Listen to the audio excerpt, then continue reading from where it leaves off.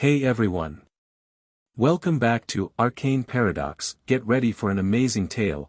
What if Gringotts' mandatory Heir test at age 11 uncovered 26 stolen lordships and Dumbledore's 48-year embezzlement? Smash that like button and subscribe for more. Here we go. Chapter 1, The Weight of Gold. The owl arrived on a Tuesday, which Harry Potter would later think was appropriate. Nothing important ever happened on a Tuesday. It was the sort of day the universe used for taking out the bins.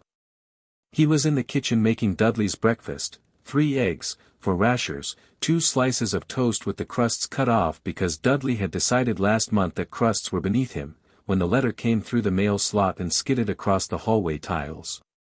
Uncle Vernon was already at the table reading his newspaper with the aggressive focus of a man who considered the financial section a personal battlefield. Aunt Petunia was watering her windowsill herbs with the precise, joyless efficiency she applied to everything. Neither of them noticed the envelope. Harry noticed because it was addressed to him, which almost never happened, and because the paper was a thick, heavy cream that looked more expensive than anything the Dursleys owned, and because there was a wax seal on the back that was neither the Hogwarts crest he'd been half expecting since Hagrid's visit 3 days ago nor anything else he recognized. He picked it up on his way back to the eggs, tucking it against his ribs under his overlarge t-shirt. He read it in the cupboard under the stairs that night, by the thin light of a torch he'd nicked from the garage. Mr. H. J. Potter, you are hereby notified that Gringotts Wizarding Bank is required by the terms of the 1692 Accord between the Bank of Goblins and the Ministry of Magic, Clause 7, Subsection 14, Mandatory Heir Recognition and Asset Verification, to conduct an inheritance assessment upon your first visit to our establishment prior to enrollment at an accredited wizarding institution. This assessment is standard, mandatory, and without cost to yourself. Please present this letter to any available teller upon your arrival. Director Ragnarok, Gringotts Wizarding Bank. Harry read it 3 times. Then he folded it carefully along its original creases and put it under his pillow, where he kept the other letter, the Hogwarts one, and the folded photograph of his parents that he'd found in the bottom of a box in Vernon's study 2 years ago and had never mentioned to anyone. He lay in the dark thinking about the word heir for a long time before he fell asleep. Diagon Alley was the most overwhelming place Harry had ever been in his 11 years of life, which was admittedly not a long list of overwhelming places. The Dursleys were not adventurous people, but he suspected it would have made that list even if he'd been born into a completely different family. Hagrid moved through the crowd like a ship through smaller ships, and Harry followed in his wake, spinning slightly at every turn. There were owls in cages and cauldrons in stacks and robes in colors he didn't have names for. A woman was arguing with a shop owner about the quality of a self-stirring cauldron. 2 small boys were pressing their faces against the window of a shop that seemed to sell nothing but elaborate fireworks. The smell of the place was extraordinary, parchment and something smoky and sweet, hot butter from a pastry cart, the sharp mineral smell of fresh potion ingredients drifting from a shop whose open door Harry caught for half a second before Hagrid's shoulder nudged him forward. He loved it immediately. He loved it in the way you can only love something you've never had but have somehow always been missing. Gringotts rose at the end of the alley like a statement. White marble, banking hours etched in bronze, 2 goblins at the front entrance who looked at every passing human with the professional disdain of beings who have seen a great many humans come and go and found the overall trend unconvincing. Hagrid was reading the notice by the door, "Thieves beware," with the solemn expression of a man who always reads notices, when Harry pulled out the second letter. "Hagrid," he said, "I got another letter. About Gringotts. Something about an heir test." Hagrid turned, looked at the letter, and his expression did something complicated and fast that Harry caught only the edge of. Something that might have been surprise. Or recognition. Or the particular expression of someone who has just realized they forgot something important. "Let's have a look," Hagrid said, and held out his hand. Harry gave it to him, watching his face as he read. Hagrid's beard moved slightly when he was processing something, Harry had noticed, a small unconscious chewing motion, like he was tasting the information. Hagrid said. He gave the letter back. "Well, the standard, I suppose. Goblins have their rules. What's an inheritance assessment?" Just, housekeeping, really. Makin' sure all the vaults are sorted and accounted for. Hagrid was already moving toward the doors. Nothin' to worry about. Harry followed him, filing Hagrid's tone under things to think about later, a mental drawer that was getting fairly full. The inside of Gringotts was all marble and chandelier light, the floor so polished that Harry could see a distorted version of himself walking beneath his own feet. Goblins sat at high counters along both walls, working with the particular focused intensity of people who have important things to count and resent any interruption to the counting. The noise was the scratch of quills and the clink of coins and the distant rumble of something mechanical from far below, and underneath it all a silence that felt very old and very deliberate. Hagrid steered them toward a free teller, a goblin with a long nose and very small reading spectacles perched at the very end of it. "We're here to take some money out of Harry Potter's safe," Hagrid said, producing his own letter from the ministry. "And Harry's got another letter. About an assessment." The goblin's eyes moved to Harry with a sharpness that had nothing to do with the reading spectacles. It was the look of someone who has just spotted something on a list they thought would never come up. "The Potter heir," the goblin said. "Not a question." "That's right," Harry said. "You have your notification letter." Harry handed it over. The goblin read it, or appeared to read it, though Harry suspected from the quality of the goblin's attention that he had already memorized its contents, and then set it very carefully to one side, which was somehow more significant than if he'd simply filed it away. "Wait here," the goblin said. He climbed down from his stool and disappeared through a door behind the counter. Hagrid made a sound that was not quite a cough. "Everything all right?" Harry asked. "Course it is," Hagrid said, in the voice of someone reciting a line they'd practiced. They waited. Around them the bank continued its precise machinery. A woman to their left was arguing about exchange rates in the clipped tone of someone who argues about exchange rates frequently and has long since stopped expecting to win. A very old wizard was being helped to a chair by a junior goblin with the patient, practiced manner of someone who helps very old wizards to chairs on a regular basis. The door behind the counter opened again, and the goblin returned. Behind him was another goblin, older, shorter, dressed differently from the others in a coat of dark green that had the particular quality of clothing that has never once been casual. This goblin moved the way very important things move, without hurry, without doubt, and in a way that made everything around him rearrange slightly to accommodate. "Mr. Potter," the second goblin said. His voice was precise and dry. "I am Director Ragnarok. Please come with me." Hagrid started forward. Ragnarok raised one hand. "The Hagrid person will wait here," he said. "This is a private financial assessment. It requires the account holder only." "Now see here," Hagrid began. "It is mandatory under the 1692 Accord," Ragnarok said, pleasantly. Section 7. Feel free to review it while you wait. We have a copy at the front desk. He looked at Harry. "Mr. Potter." Harry looked at Hagrid, whose large face was doing several things at once. Then he picked up his school bag and followed Ragnarok through the door. The office was nothing like the rest of the bank. The bank was marble and performance. This room was wood and meaning, deep oak shelves from floor to ceiling packed with ledgers and scroll cases, a desk that had clearly been used for a very long time by someone who believed in the moral virtue of organization, 2 chairs, and a fire that was doing its job without drama. It smelled like beeswax and old paper and something metallic that Harry couldn't name. Ragnarok sat behind the desk. He folded his hands and looked at Harry with the expression of someone who has been waiting for a particular appointment for a very long time. "Sit down, Mr. Potter." Harry sat.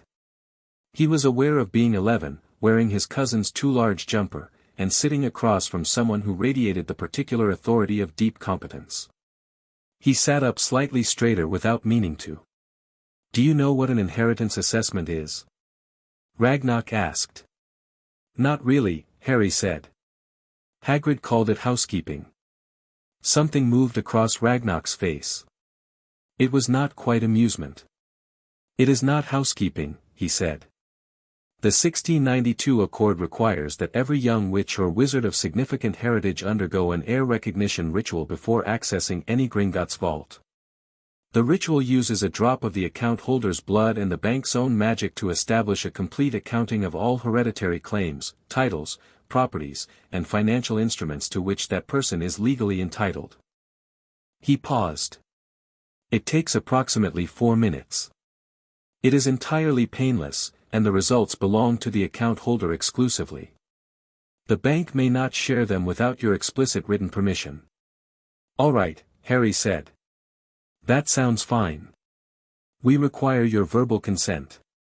We also require that I inform you, before you give that consent, that the last mandatory assessment of this type was conducted in 1943, and that since that time the clause has been, not repealed, but very quietly forgotten. Ragnarok's eyes didn't leave Harry's face. Forgotten by the ministry. Forgotten by the Hogwarts headmaster's office, which historically notified incoming students of the process as part of school enrollment. Forgotten by almost everyone. Harry was quiet for a moment. Not by you, though. No, Ragnarok said. Not by us. Why are you telling me this before I agree? Because you are 11 and you have never been given complete information about anything pertaining to your own life, Ragnarok said, with a flatness that wasn't unkind. And because what this ritual may find could be significant. And because, Mr. Potter, Gringotts has its own obligations, and one of them is that we do not do business with people who have not been honestly informed of what they are consenting to. Harry thought about the letter under his pillow. He thought about Hagrid's face when he'd read it. He thought about all the things he was apparently famous for that he'd never done, all the books apparently written about him that he'd never read, all the people who apparently knew him who he'd never met. All right, he said. I consent. Ragnarok opened his desk drawer and removed a small silver dish, like a very fancy ashtray, and a pin so fine it was barely visible. He set both on the desk between them. Your left index finger, he said. Just a touch. Harry pressed his fingertip against the pin. It stung, bright and immediate, and a single dark bead of red welled up. He turned his hand over the dish and one drop fell, and the second it hit the silver surface the room changed. Not physically. But the quality of the air shifted, the way air does before a thunderstorm, a pressure change, an awareness. The fire crackled once, sharply, like punctuation. The ledgers on the shelves rustled though there was no wind. And from the silver dish a light rose, thin and white and precise as a line drawn by someone who does not make mistakes. Ragnarok watched it with the focused stillness of a scientist watching an experiment reach a critical point. Harry watched Ragnarok. For minutes. It felt like more, and also like less. Then the light went out and Ragnarok opened a drawer and took out a scroll, not a new one, Harry realized, but one that had already been prepared, that already had his name at the top in letters that were precisely the same shade of red as his blood had been, and it began to fill itself in, line by line, in handwriting too small and too perfect to have been made by any human hand. Ragnarok picked it up and read it. His face did not change. A good poker player's face, Harry thought. Then he set it down, looked at Harry, and was quiet for long enough that Harry began to feel the silence as a physical thing. Well, Ragnarok said at last. Well? Harry said. Ragnarok turned the scroll around and slid it across the desk. The first thing Harry saw was his own name, in that precise red script, Harrison James Potter, blood heir, born July 31, 1980. Then, primary heritage, House of Potter, ancient and noble. Lord of record, Harrison James Potter. Then, secondary heritage, claim established, and then a list. He read it once, fast, getting the shape of it. Then he went back and read it again slowly, the way you read something when the first reading didn't make sense and you're hoping the second one will. It didn't.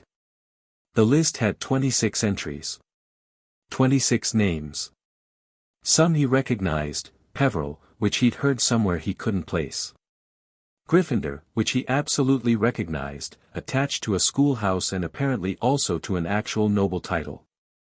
Slytherin, which sat on the list like a spider on a wall and which Harry stared at for a long time before moving on. Ravenclaw. Hufflepuff. All four of the school founders, he realized, and felt the ground shift slightly under him even though he was sitting still. Then names he didn't know, Pendragon, which sounded like something from the books in his primary school library. Merlin, and his breath caught. Emrys. Le Fay, that one he knew, from the same books, the same half-remembered stories. 26 houses. 26 titles. 26 sets of vaults and properties and legal rights that according to this scroll had been declared extinct and sealed. These houses, Harry said carefully. They were supposed to be extinct. They were declared extinct, Ragnarok said.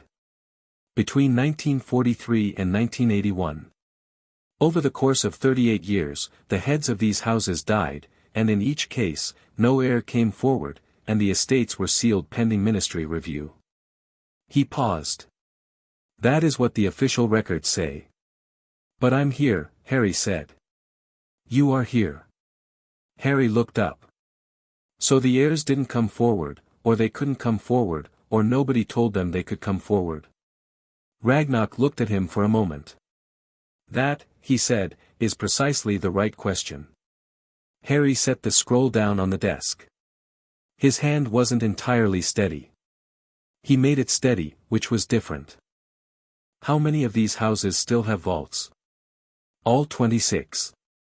How many of those vaults have had money taken out of them since they were sealed? The silence this time was different. Charged.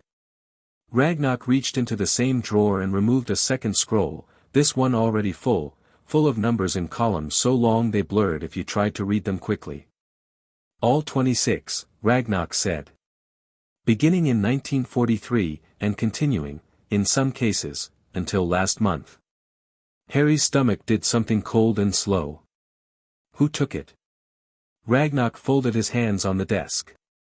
Mr. Potter, he said, what I am about to show you is protected under goblin banking law. It cannot be shown to any third party without your explicit instruction. It cannot be used in any official proceeding without your formal authorization as the recognized heir of all recorded accounts. He met Harry's eyes. I want to be clear that Gringotts is not making accusations. We are showing you what our ledgers contain.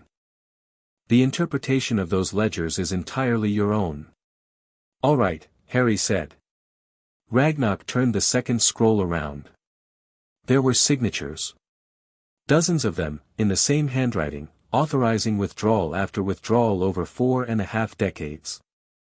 Some of the amounts were small enough to go unnoticed in the chaos of wartime, of post-war reconstruction, of a world always finding new crises to look at. Some were not small at all. The signature was large and looping, the kind of signature that has always been written by someone who has never once doubted that their signature belongs where they're putting it. A. P. W. B. Dumbledore. Chief Warlock, Supreme Mugwump, Headmaster. Various titles, over the years, but always the same hand. Harry sat very still. Outside, through the thick walls of Gringotts, he could hear the distant muffled sounds of Diagon Alley, laughter somewhere, a vendor calling out, the ordinary noise of ordinary life. He thought about Hagrid saying Dumbledore is the greatest wizard in the world. He thought about all the birthday cards he'd never received, all the money that should have paid for good clothes and his own bedroom and maybe, just maybe, a family that hadn't left him to sleep in a cupboard under the stairs. How much? He asked. His voice came out level. He was slightly surprised. Ragnarok looked at him for a moment, and something shifted in the goblin's expression, not sympathy exactly, because Ragnarok was not a sentimental creature, but something that recognized what it was looking at. Steadiness in something that had every right not to be steady. In total, Ragnarok said, across all 26 accounts, plus the Potter family trust accounts from which regular withdrawals were also made, we calculate 9,412,000 galleons removed without the knowledge or consent of the rightful heir. 9 million.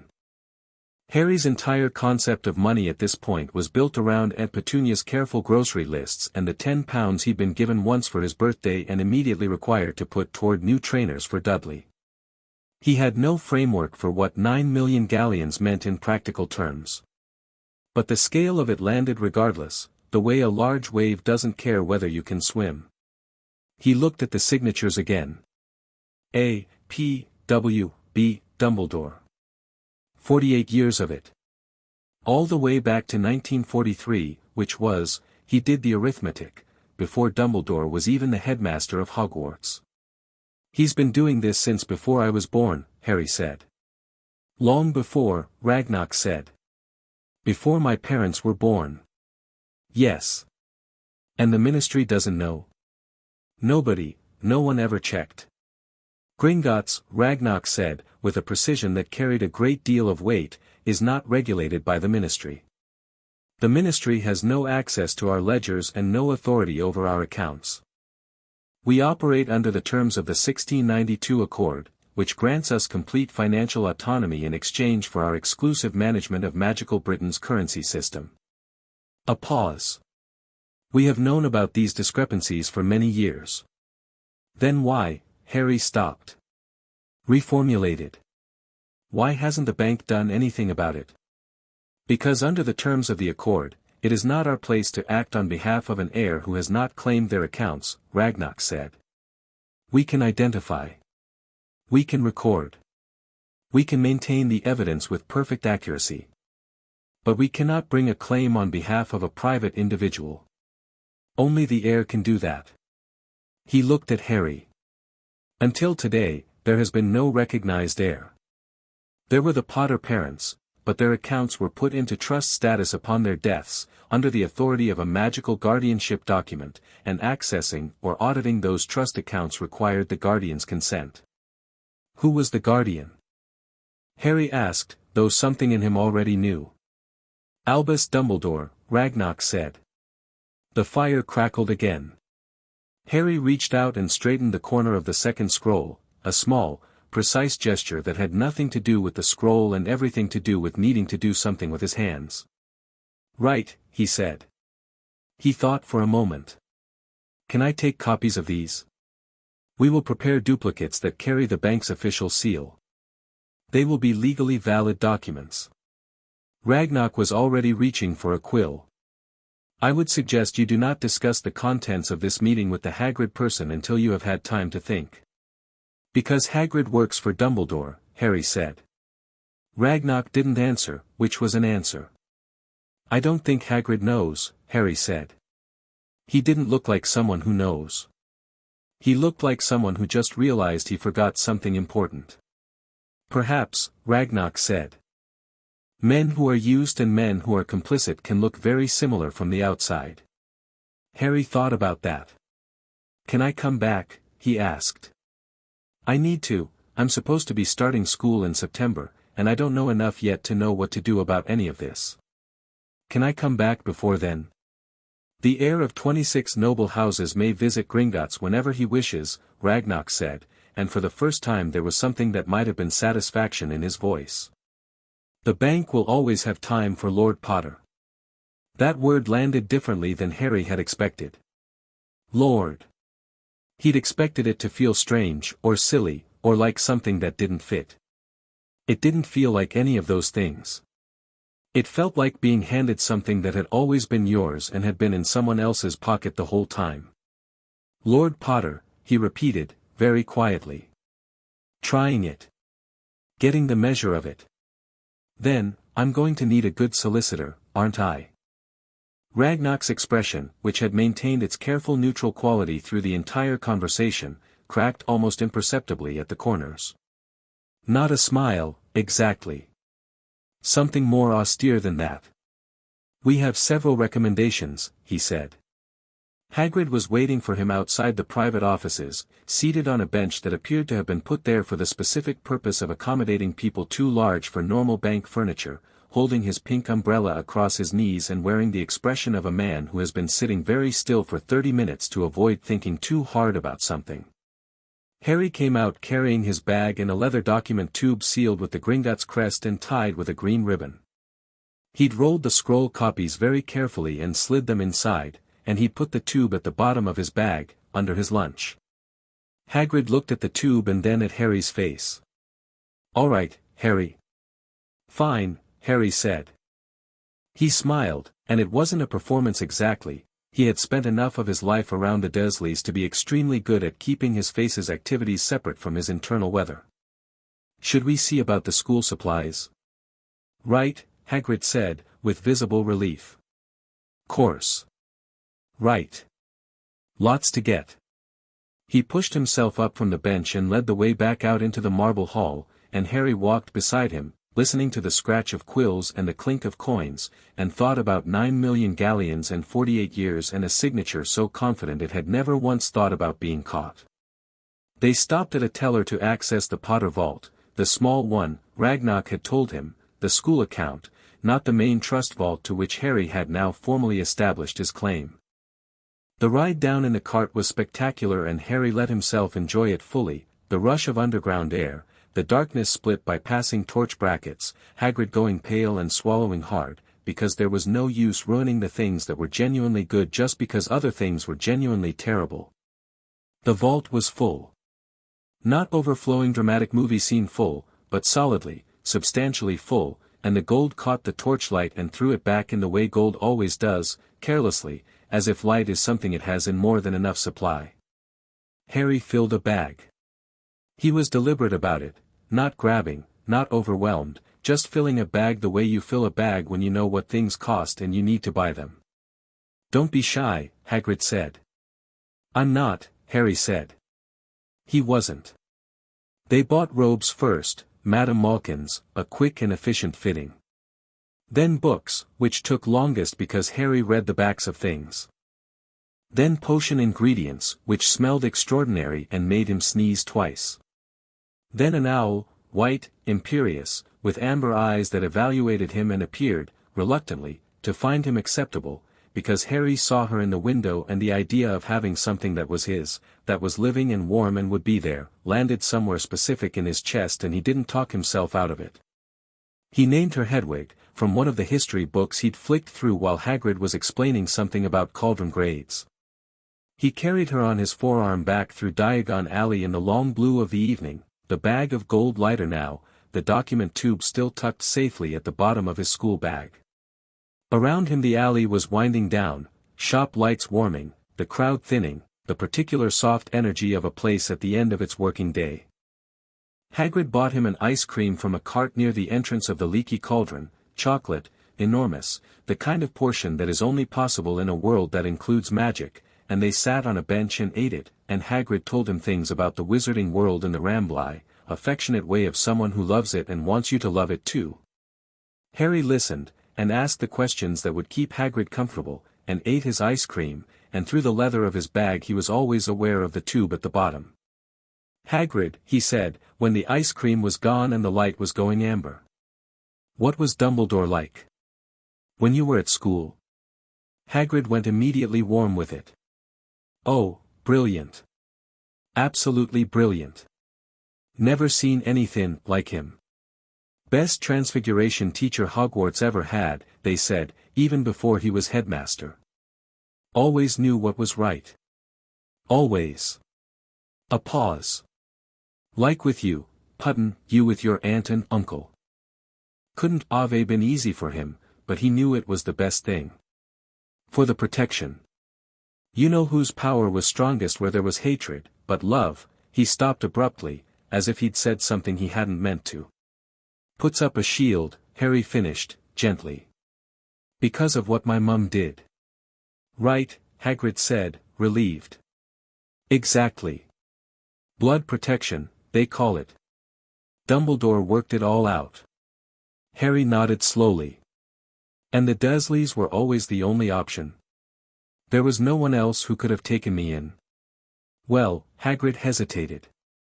"I mean, there was talk of other families. The Longbottoms, for what happened to M. And Sirius, but," he stopped again. "Sirius Black," Harry said. He'd seen the name on one of the scrolls. Secondary claim on the Black estate, guardian of record on the Potter family trust, blocked by authority of. He'd had to stop reading at that point in the Gringotts office because the implications were compiling faster than he could process them. "Don't worry about Sirius Black," Hagrid said, quickly and firmly, in the tone of a rehearsed line. "He's long gone. Come on, we ought to get back before it's dark." Harry got up, adjusted his bag, held Hedwig steady on his arm. He thought, Sirius Black. Guardian of record. Blocked.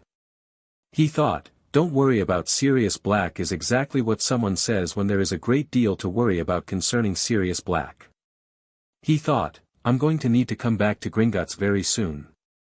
Hedwig tilted her head and regarded him with those amber eyes, and he got the strong impression that she agreed.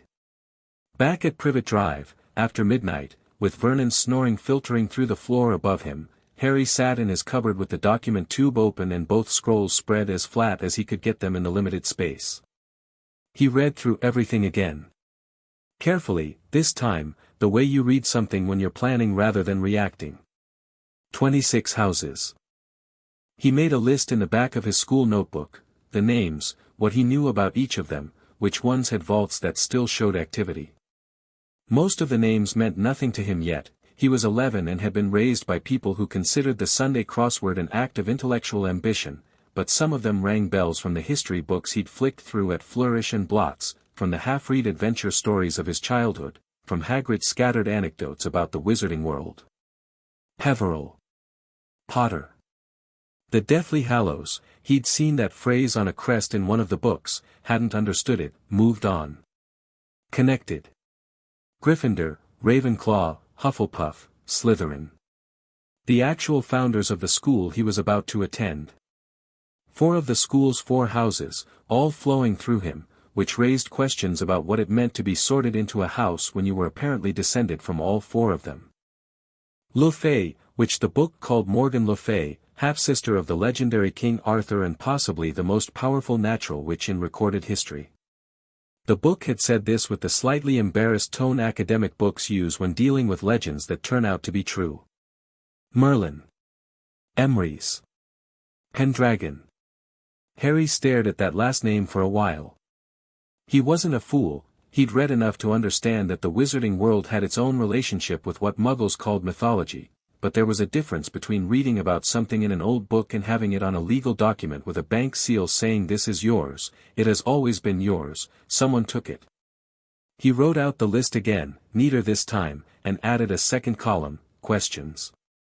Then he wrote on a fresh page, what do I actually want to do about this? He sat with that for a long time. He thought about Dumbledore, old, white-bearded, twinkle-eyed, apparently beloved by everyone in a world where everyone knew Harry Potter's name and treated him like some kind of miracle. He thought about what it would be like to walk into Hogwarts in September and sit across from someone who had been stealing from him since before he was born, and smile, and say nothing. He thought about his parents, dead at 21, their son in a cupboard under the stairs. Their money gone. Their titles stripped.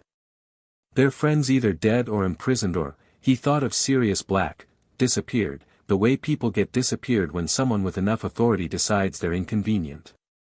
He picked up his pen again and wrote, under what do I want to know everything. I want to understand it completely before I do anything. I don't want to make a mistake because I was angry. Then, when I understand it, I want it fixed. All of it. Properly. He thought about Ragnarok's face as he'd watched Harry read the scroll. That quality of patient, waiting attention. Like someone who had been keeping a chair warm for a very long time. He added one more line, I'm going to need allies. Hedwig shifted on the stack of books he'd balanced her makeshift perch on, ruffled her feathers, and settled again. Outside, Privet Drive was quiet and sodium orange, perfectly ordinary, the kind of quiet that has never once wondered what happens under its surface. Harry folded both scrolls back into the tube, sealed the cap, and slid it back into his bag. Then he lay down in the small dark and looked up at the underside of the stairs above him, the wood worn shiny where it had been touched 1,000 times, the cobweb in the corner that had survived every one of Aunt Petunia's cleaning cycles by being slightly out of reach, and he thought, 26 houses. 9 million galleons. 48 years. He thought, he should have made sure I never found out. And then, but he had 48 years of everyone not finding out, and that changes how careful you are. And last, just before sleep, that's his mistake. Not mine. He closed his eyes. In the morning, there was Dudley's breakfast to make, and he would make it, because some things you did while waiting for the right moment, and the right moment was not yet. But it was coming. Chapter 2, Ledgers Don't Lie. The second visit to Gringotts happened on a Wednesday, 3 weeks after the first. Harry had thought carefully about how to arrange it. The Dursleys were not the sort of people who required elaborate deceiving, they didn't pay enough attention to him to notice most things, but getting to London alone at 11 required a specific kind of logistics. He waited until Vernon mentioned a Saturday golf weekend in Surrey, then told Aunt Petunia he'd been invited to a school friend's house for the day. She looked at him with the expression she used for mildly inconvenient information, not pleased, not interested, but willing to file it and move on. Back by 6, she said, and that was that. He took 3 buses and the Underground, which took 2 hours and cost £4.50, and he thought about the gold in his vault the entire way without any sense of irony. He also thought about what he needed to ask, because Ragnarok had been clear, information belongs to the one who asks the right questions. Harry had spent 3 weeks writing questions in the back of his notebook, crossing out the ones that could wait, organizing the rest by what he needed to understand first. He walked through the leaky cauldron alone, tapped the brick wall himself, he'd watched Hagrid do it carefully, counted the same sequence, and stepped into Diagon Alley on a quieter morning than his first visit, when it felt less like a carnival and more like a place where people actually lived. The goblins at the Gringotts door let him through without comment. At the counter, he asked for Director Ragnarok by name. The teller, a different one from his first visit, looked at him with the same sharp attention as before and disappeared without asking who he was. Harry was beginning to understand that Lord Potter opened doors that Harry Potter didn't, and that this was going to require some thought about when to use which name. Ragnarok had someone else with him this time. The second figure in the office was a goblin Harry hadn't met, younger than Ragnarok, if goblin age worked the way Harry assumed it did, wearing a coat of deep burgundy and carrying a leather case that appeared to have been hand-stitched with mathematical precision. She stood when Harry entered, which he hadn't expected, and gave a short, formal nod. "This is Goldthorn," Ragnarok said. "Senior Accounts Auditor. She has been assigned to the Potternoble Estate file." "The Potternoble Estate file," Harry repeated. "That's what we're calling it." "That is what the file is called," Ragnarok said. "Sit down, Mr. Potter." Harry sat. Goldthorn set her case on the corner of the desk and opened it with 2 brass catches, revealing rows of tightly rolled scrolls in color-coded cases, red, blue, gold, black. She extracted a blue one without looking and set it on the desk between them. "We have completed a preliminary audit of all 26 hereditary accounts," Ragnarok said, cross-referenced against the Ministry's official records of estate declarations, against Gringotts' own transaction logs, and against the property registry held at the Hall of Records in Edinburgh. He paused. "The picture is more complete than what I showed you in July." "More complete how?" Harry asked. Goldthorn opened the blue scroll. It was covered in a grid of numbers so small Harry had to lean forward to read them. "The 26 accounts represent direct financial theft," Ragnarok said. "But the estate seizures also involved the transfer of legal instruments, voting proxies on the Wisengamot, guardianship rights, property deeds, magical artifact ownership certificates, proprietary potion formulas, and 17 active research grants from the Department of Mysteries." He let that settle. "None of these are cash. All of them have significant value. All of them were transferred without the knowledge of the rightful heir." Harry looked at the grid. "Who received the transfers?" "Primarily 3 parties," Ragnarok said. "The Dumbledore personal estate received the largest portion of the liquid financial transfers. Various ministry departments received administrative instruments, voting proxies, primarily. And a third party received a significant portion of the property deeds and artifact certificates. Who's the third party? Goldthorne extracted a red scroll and set it beside the blue. The Malfoy family, Ragnarok said. Harry added Malfoy to his mental file without inflection. He'd heard the name, in passing, in books, in the way people in the wizarding world said certain names with a very specific quality of voice. And the Malfoys, are they aware that the transfers were illegitimate? That, Ragnarok said, is a question for a court to decide. What our records show is that the transfer documents bear valid ministry stamps and were processed through official channels. Whether the receiving parties knew the documents were fraudulently obtained is a separate matter from the fact of the fraud itself.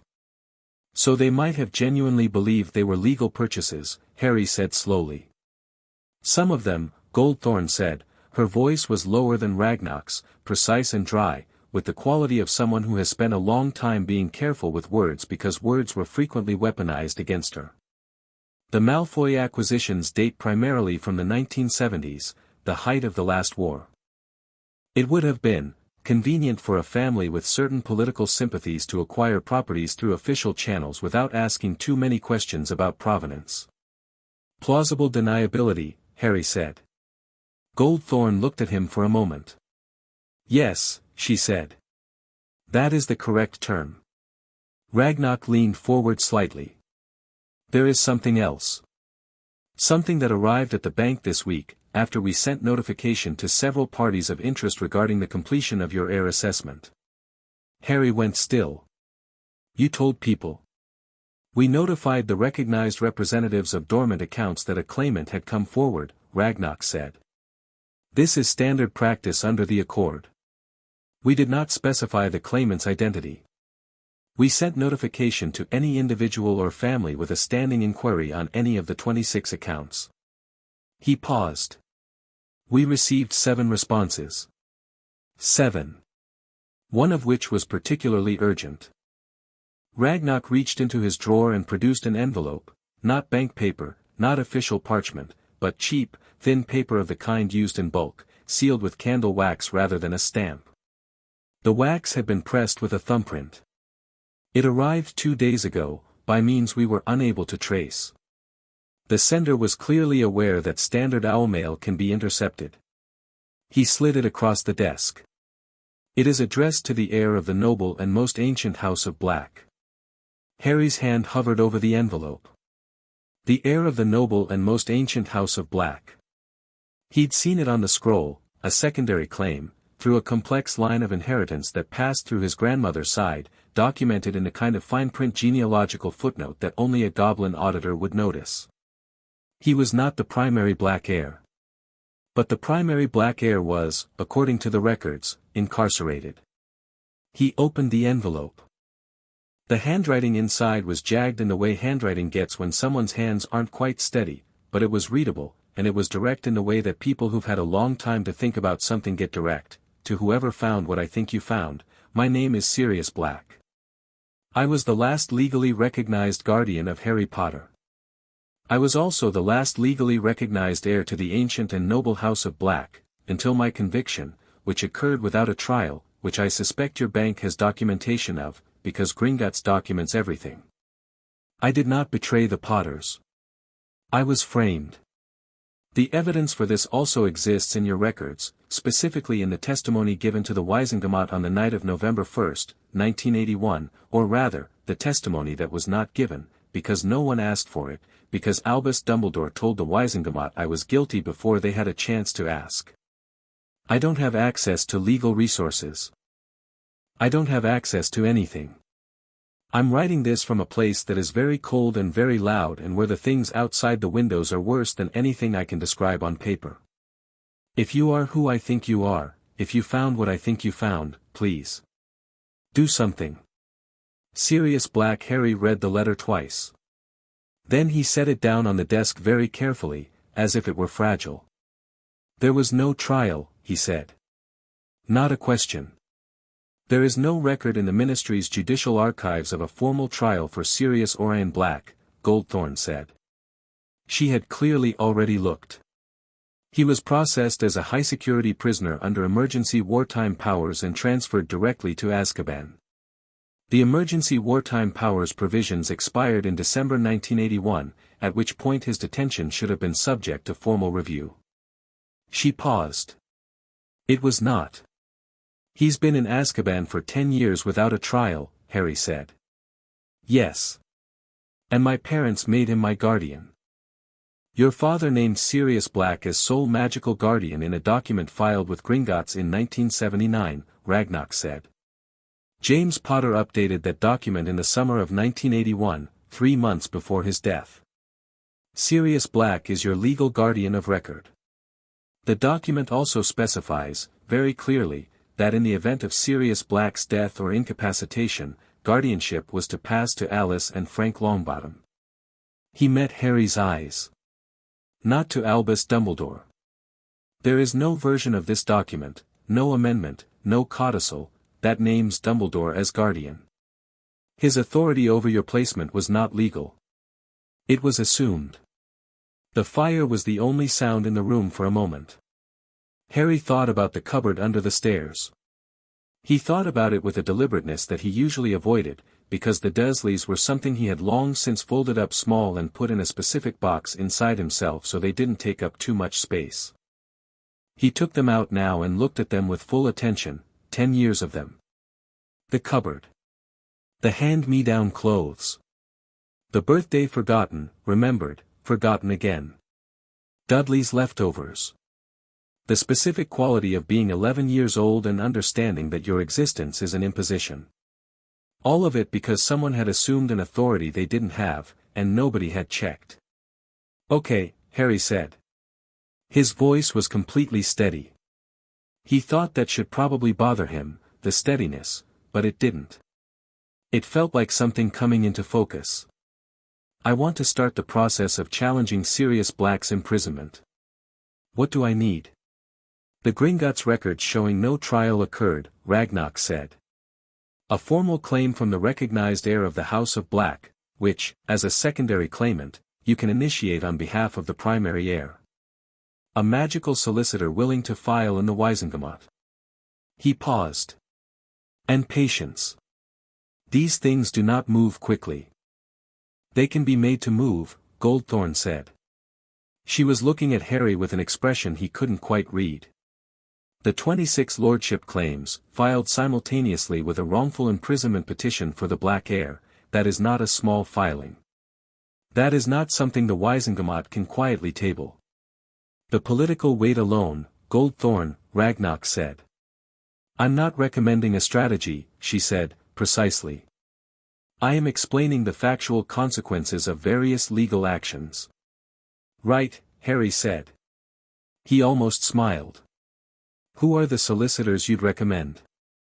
He was deep in a discussion about the differences between Wizengamot civil procedure and criminal procedure. Goldthorn had produced another scroll, this one dense with procedural annotations, when a soft knock came at the office door. Ragnock said something in gobbledygook.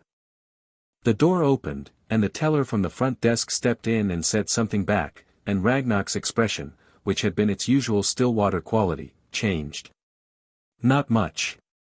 Just a fractional tightening around the eyes. There is another visitor, he said to Harry. A young wizard of approximately your age. He arrived unaccompanied and asked to access the Longbottom family vault. The teller ran the standard check and found a flag on the account. The Longbottom estate is one of the 26. Harry straightened. So he is the Longbottom heir. Neville Longbottom. His grandmother brought him to do preliminary school shopping. A pause. His grandmother does not know that a flag exists on their account. She does not know that the Longbottom estate has been assessed as subject to a hereditary claim review. Harry thought for a moment. Can you bring him here? Without alarming the grandmother? Ragnock looked at him steadily. You want to speak with him? He deserves to know, Harry said. If it were me, he stopped. It was him. He deserves to know, he said again. Ragnock was quiet for a moment, then spoke to the teller in gobbledygook again. The teller left. "I want to be clear," Ragnock said, "that what you say to the Longbottom heir is your business, not ours. The bank will confirm our findings to any recognized account holder. But the initial conversation, how you frame it, what you tell him, how much, I understand," Harry said. "I'll be honest with him. He can decide what to do with the information himself." Ragnock looked at him for a moment, then gave one of those not-quite smiles. "Very well." Neville Longbottom came through the door looking the way Harry suspected most people looked when they were unexpectedly escorted to the bank director's private office, like someone who has run rapidly through every possible thing they might have done wrong and is not fully confident they've found all of them. He was round-faced and slightly damp from what looked like an altercation with an overenthusiastic fountain in the main hall, and he was carrying a toad in one hand with the automatic ease of someone who carried a toad frequently.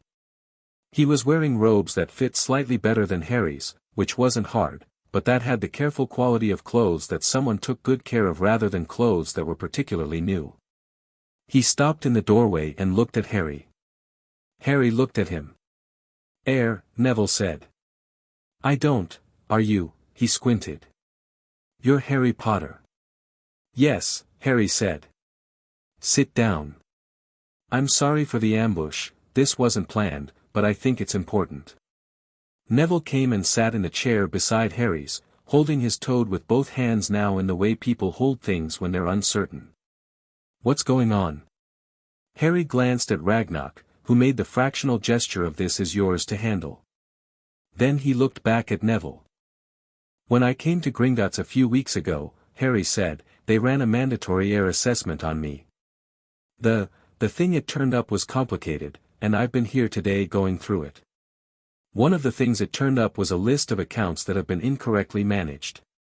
He paused, because there was no gentle way to do what he was about to do, and pretty language was just a delay. "The Longbottom family account is on that list, Neville."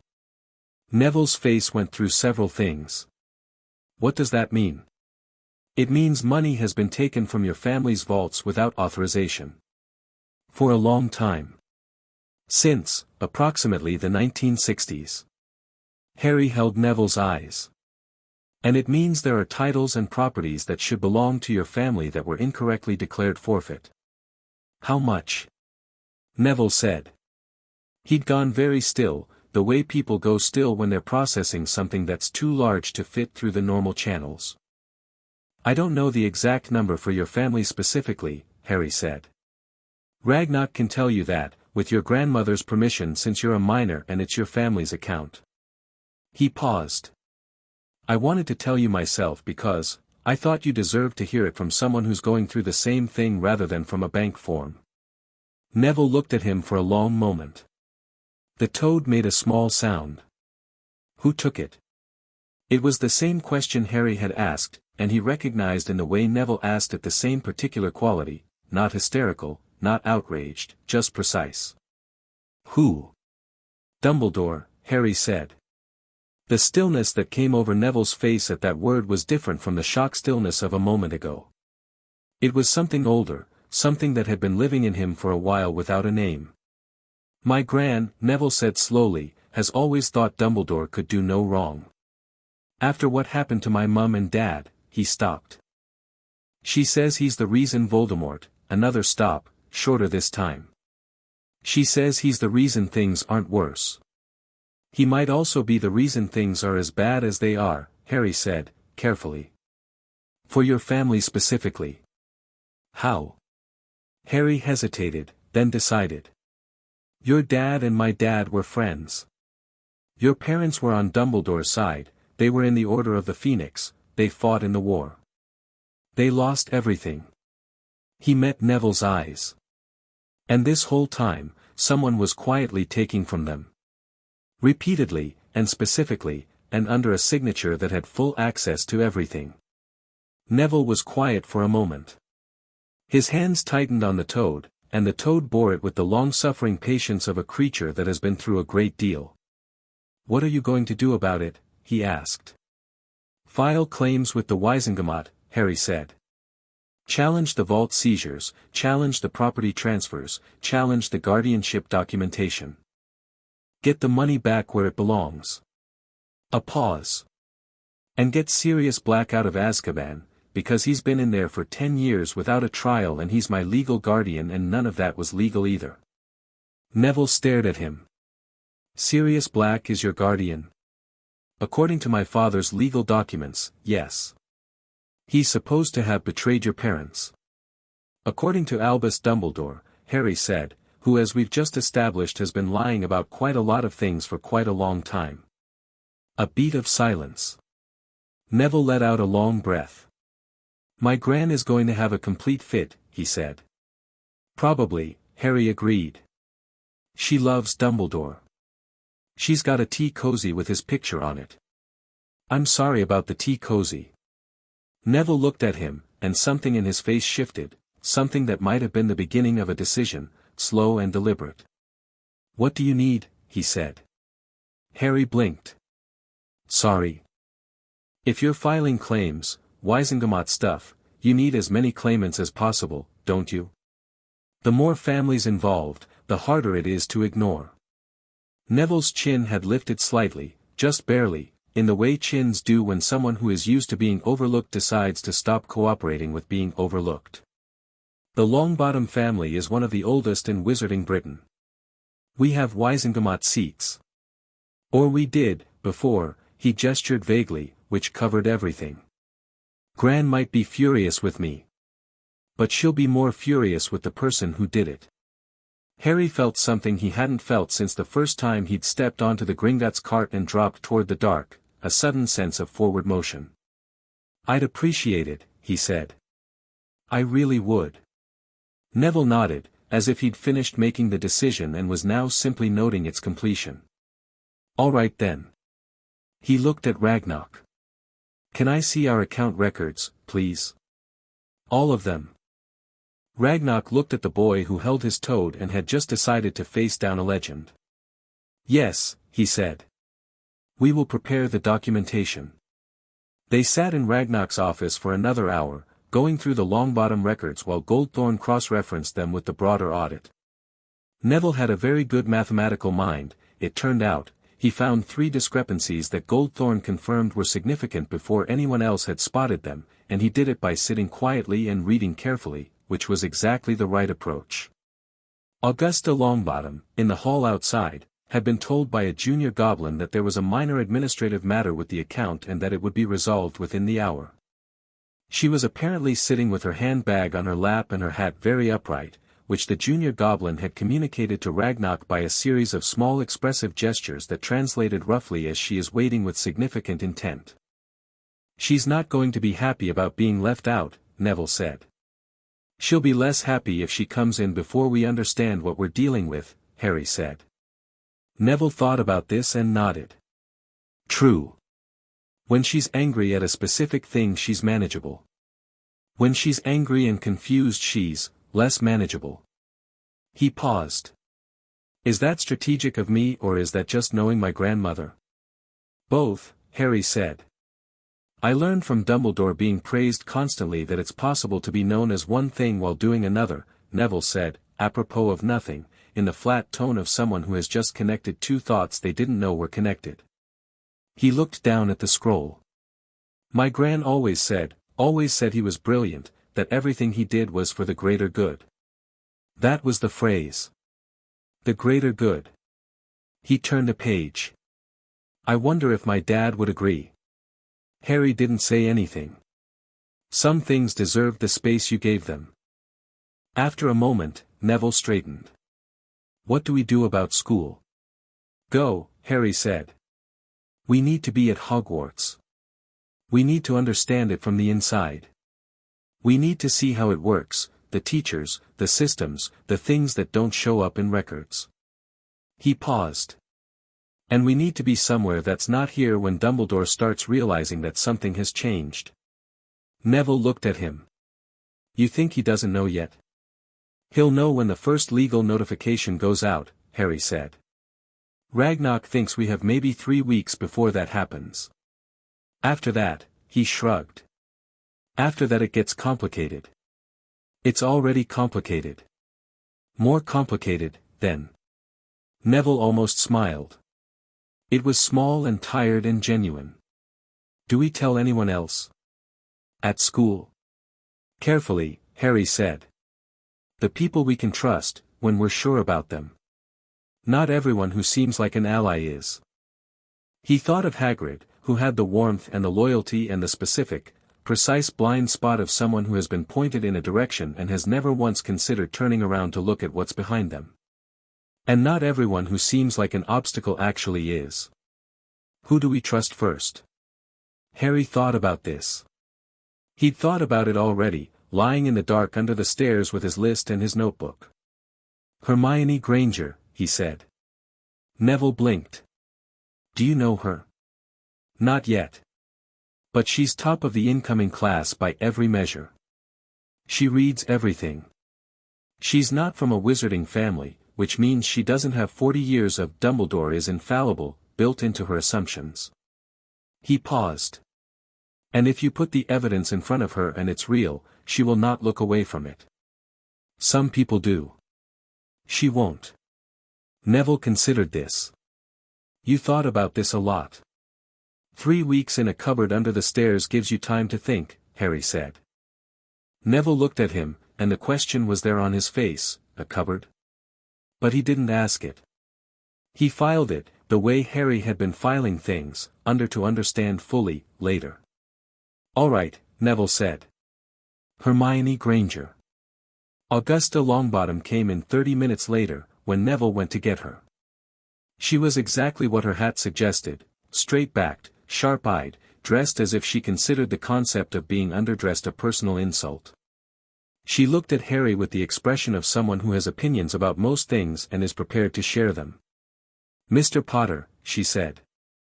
Mrs. Longbottom, Harry said. He stood up, which surprised her, he could see it in the fractional shift of her expression. Thank you for being patient. I'm sorry for taking Neville's time without more warning. What is this about, she said, looking at the scrolls spread across Ragnarok's desk. The Longbottom family accounts were part of a larger audit I requested, Harry said.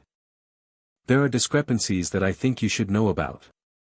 Director Ragnarok has the full details, I'll leave you in his hands, but I wanted to say, before I go, the Longbottom family was robbed.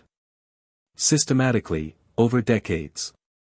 The same person who robbed my family, and 24 others. He paused. I'm going to do something about it. Neville has offered to help. I wanted you to hear that from me directly.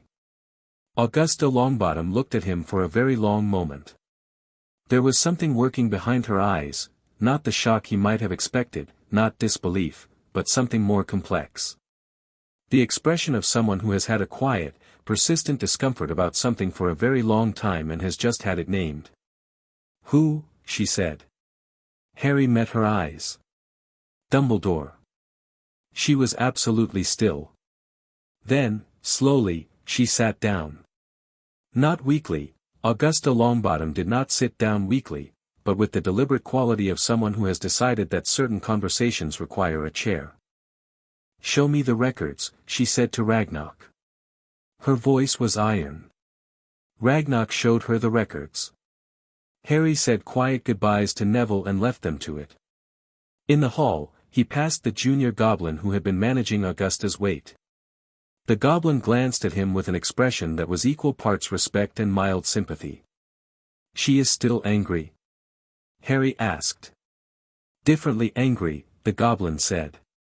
Good, Harry said. That's more useful. The underground back was slower, a late afternoon crowd, the thick warm press of the Northern Line in August. Harry stood with his bag between his feet and his hand on the pole and thought about what he knew versus what he needed to know. He had, the audit documents. He had Neville. He had Augusta Longbottom, who was now differently angry. He had Ragnarok and Goldthorn and the bank's full legal architecture behind him. He needed, a solicitor. Legal standing as an adult claimant, which was complicated by being 11. A way to get the information about Sirius's unlawful imprisonment into the hands of someone with enough independent authority to act on it. And a plan for Hogwarts that let him operate without tipping Dumbledore off before the legal filings were complete. He thought about Sirius in Azkaban. 11 years. 10 years longer than Harry had been aware he existed. He thought about the letter on cheap paper, pressed with a thumbprint instead of a seal, because that was all you had when you were in a place where the things outside the windows were worse than anything you could describe. He thought about how you get someone out of prison when the person who put them there runs half the country. He thought about it all the way back to Surrey, and by the time the bus dropped him at the end of Privet Drive he had the outline of something. Not a plan, not yet, but the shape of one. Like the negative space of a plan. The place where the plan was going to go once he had enough pieces.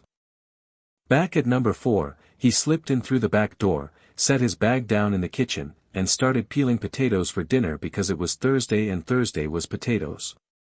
He peeled potatoes and thought about the solicitor Ragnarok had recommended, a wizard named Greenwall, based in Edinburgh, who had handled 3 Wisengamot estate disputes in the last decade and had never lost one.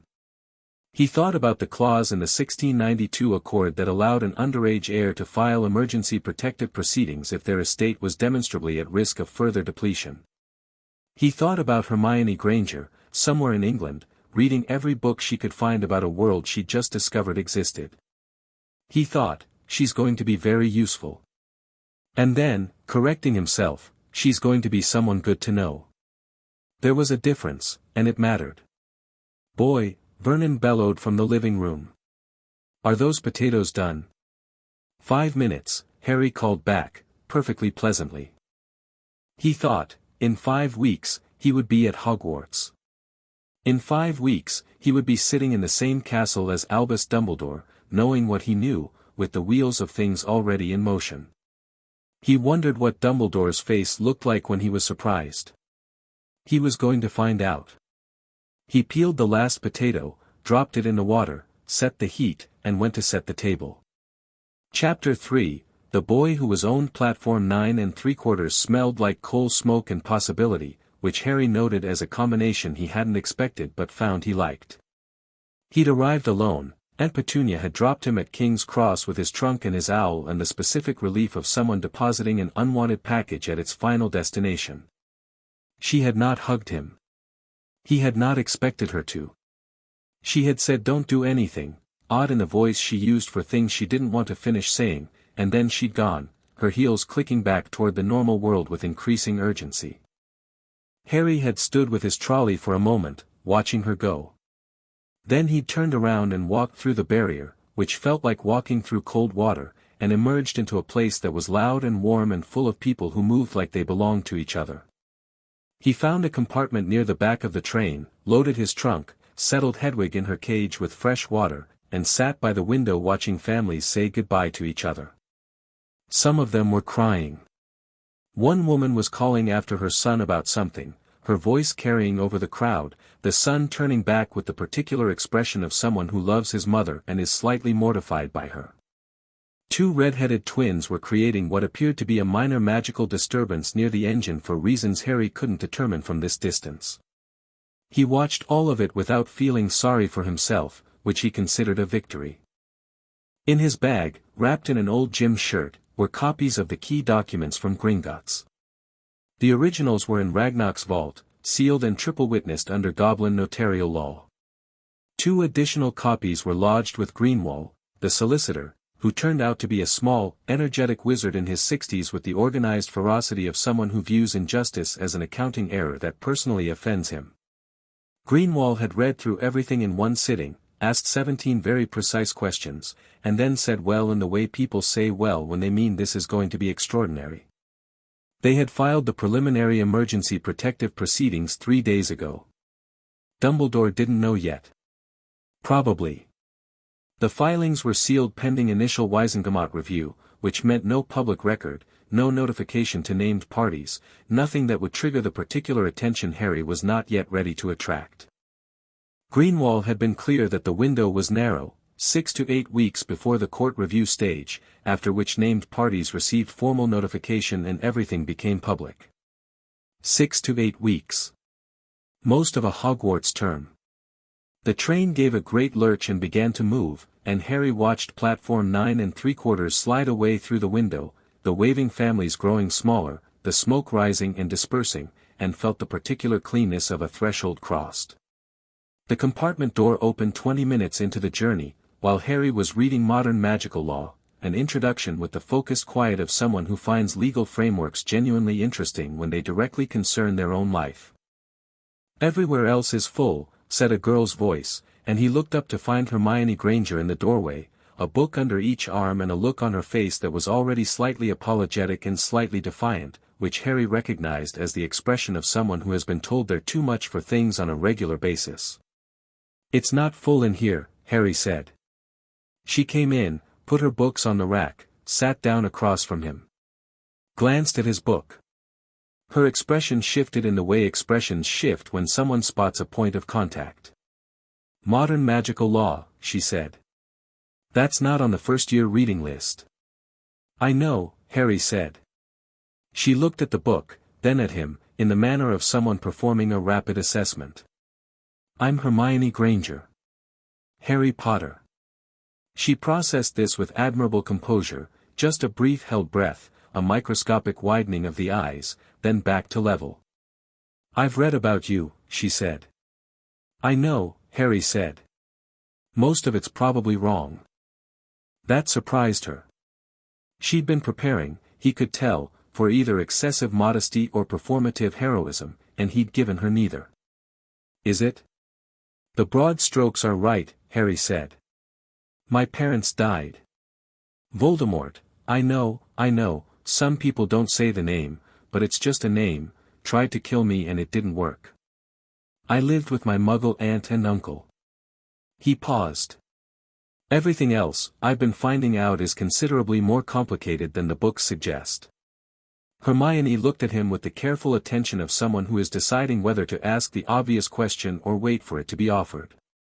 She decided to wait. Harry liked that. He made a note of it. "Tell me what you know about Wisengamot procedure," he said. She blinked.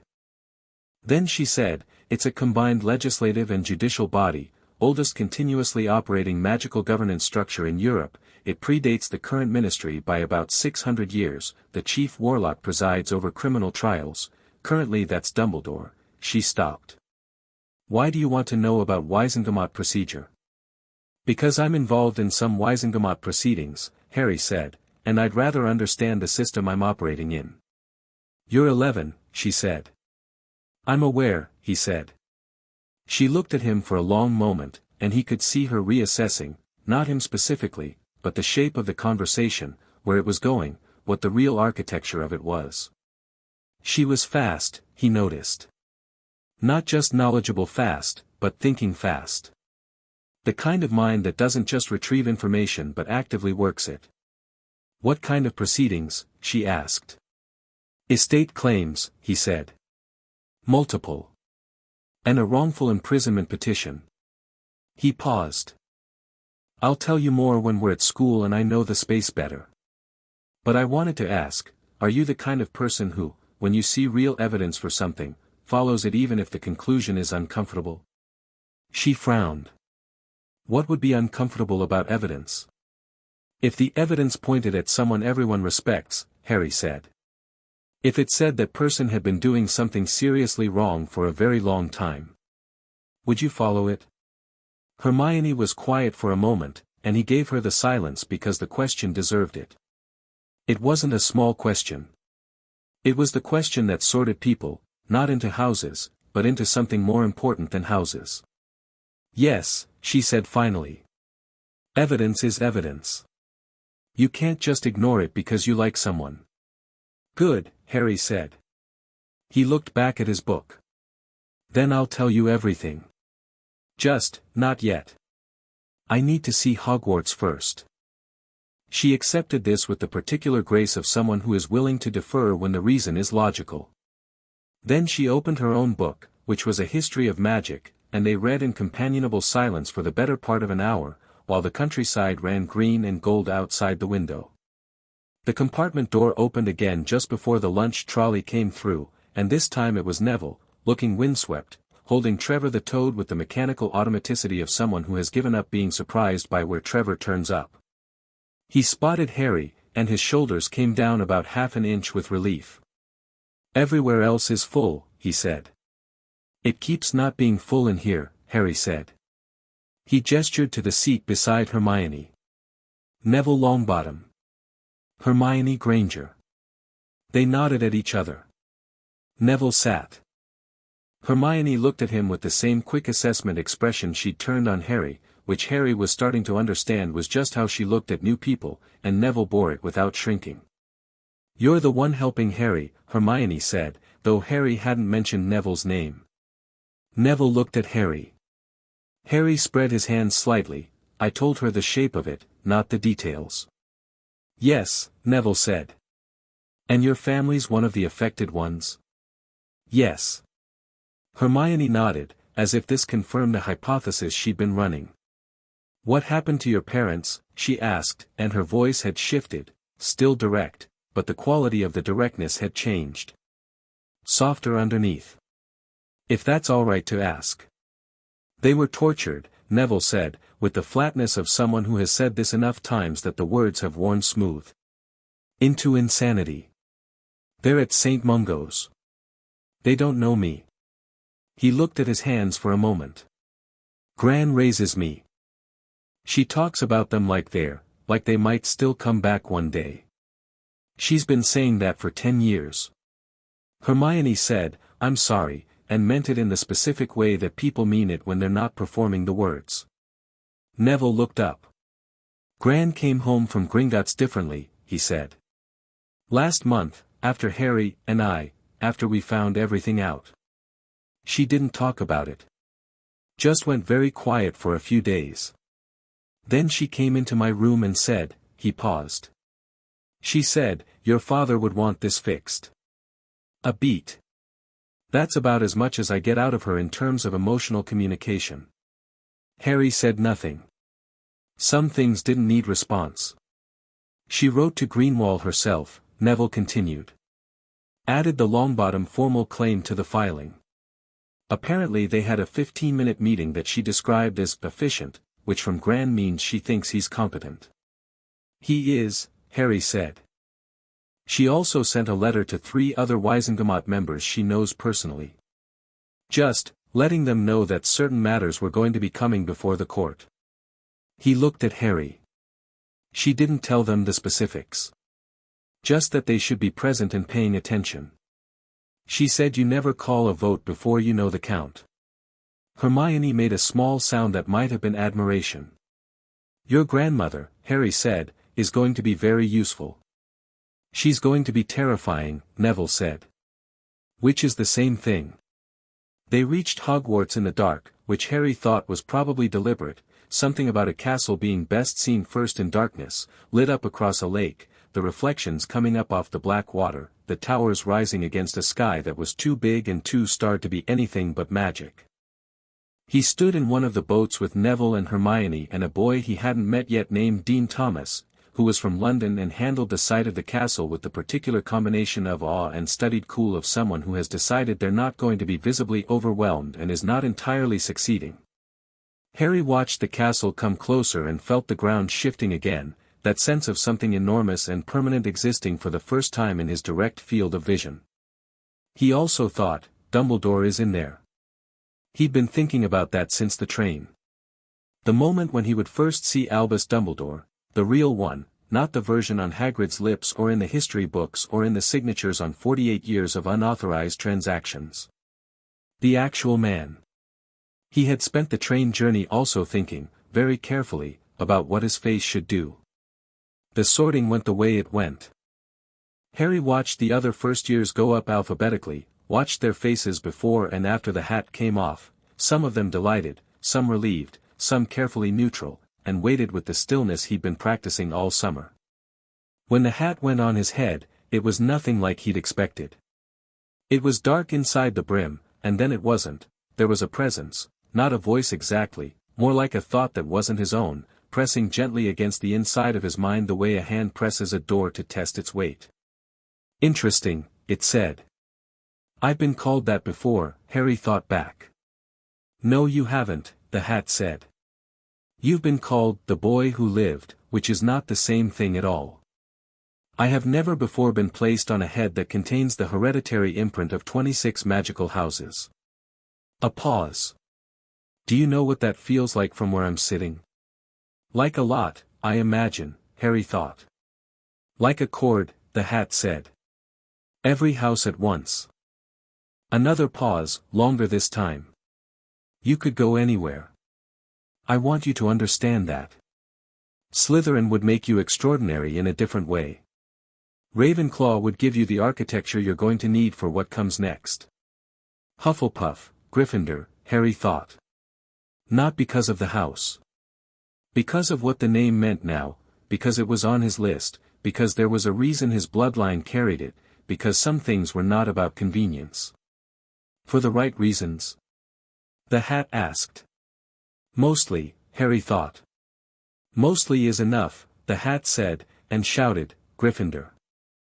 He sat at the table and Hermione arrived 3 minutes later, Gryffindor, the hat barely touching her hair before it made up its mind, and then Neville, after a long pause that made Neville himself look like he might slide under the table, also Gryffindor, at which Neville's expression shifted from anxious to something that was the specific relief of someone who had been afraid of a door and just walked through it without the sky falling. And then the headmaster stood to address the hall. Harry had been waiting for this. Albus Dumbledore was taller than he'd pictured, long-limbed, silver-haired, with a beard that probably had its own history and half-moon spectacles perched above a face that wore its age the way certain faces wear age, not diminished by it, but deepened. He radiated the quality that Harry associated, from everything he'd read, with people who had held significant power for a long time and had stopped noticing they were doing it. He smiled at the assembled students with an expression of such genuine warmth that Harry, for one fraction of a second, felt the pull of it, felt the very human impulse to trust a face that looked like it could be trusted. He noted the impulse. Filed it. Moved on. Dumbledore's eyes moved across the hall in the unhurried way of someone taking stock of their domain, and they reached Harry's section of the table, and they stopped. Not obviously. Most people wouldn't have noticed. Just a fractional pause in the sweep, a quarter-second longer on Harry than on anyone nearby, and in that quarter-second Harry saw, behind the warmth, something else. Something that was measuring. Something that was checking. Something, perhaps, that was calculating what it found against what it had expected.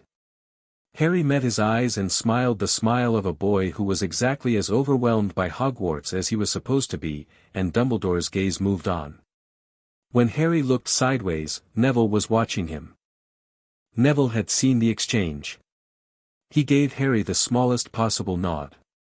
Harry looked back at the headmaster and listened to the welcome speech, warm, well-constructed, with the rhythms of someone who has given it many times and still believes in it, and thought, you don't know yet. But you will, in about 5 weeks. And then we'll find out what you do when you realize the game has changed. The castle was vast and temperamental and full of staircases that moved when they felt like it and portraits that had opinions and ghosts who had agendas. Harry explored it systematically during the first week, not obviously, not in a way that drew comment, just the way someone explores when they have a good sense of direction and a legitimate reason to be in most places. He learned the routes. He learned the rhythms. He learned who was where and when. He also learned the teachers, which was its own kind of education. Professor McGonagall was formidable and fair with the specific authority of someone who has been precise about fairness for so long that it had become structural. Professor Flitwick was delighted by magic in a way that made you want to be delighted by it too. Professor Sprout smelled like good earth and talked to her plants like they had opinions, which Harry suspected they did. And Professor Quirrell, who taught defense against the dark arts, was afraid of something. Harry noticed it on the first day and kept noticing it. Not stage fright. Not nerves. Quirrell shook when he talked about the dark arts, but not the way you shook when something made you anxious. He shook the way you shook when something was very close and you were very aware of it. There was also a smell, faint and high and wrong, that Harry caught when he sat in the front row and the professor moved past him. He couldn't name it. He wrote it in his notebook, Quirrell, wrong smell, wrong fear. What is he afraid of? Or what is afraid through him? The notebook was his, private, small, a Muggle composition book he'd picked up at W. H. Smith before leaving Privet Drive, and it lived in the pocket of his robes. He was filling it with observations. Dumbledore's interactions with the students were infrequent but precise. He appeared in the corridors occasionally, always seemingly casual, and Harry noticed that these appearances clustered around specific people at specific times, near Seamus Finnegan when the boy was visibly homesick, near Lavender Brown after a difficult charms lesson, near Harry himself twice in the first week, both times and locations that would have required advanced knowledge of Harry's schedule. He was monitoring something. Or monitoring someone. Harry noted this and adjusted his routes. The library became their base of operations, which was useful because Hermione already lived there and therefore their presence required no explanation. They found a table in the far back corner, beyond the restricted section gate, where the shelves were dense enough to provide actual privacy. They used it on Tuesday and Thursday evenings, which were the evenings with the lightest common room traffic and the easiest plausible explanation. Extra study, we're behind in charms, Hermione is helping us. The first thing Harry did was show Hermione the documents. He'd copied the essential sections by hand, he wasn't bringing the originals into the castle, and laid them out on the table in the order that told the story most clearly. She read them in silence. All the way through.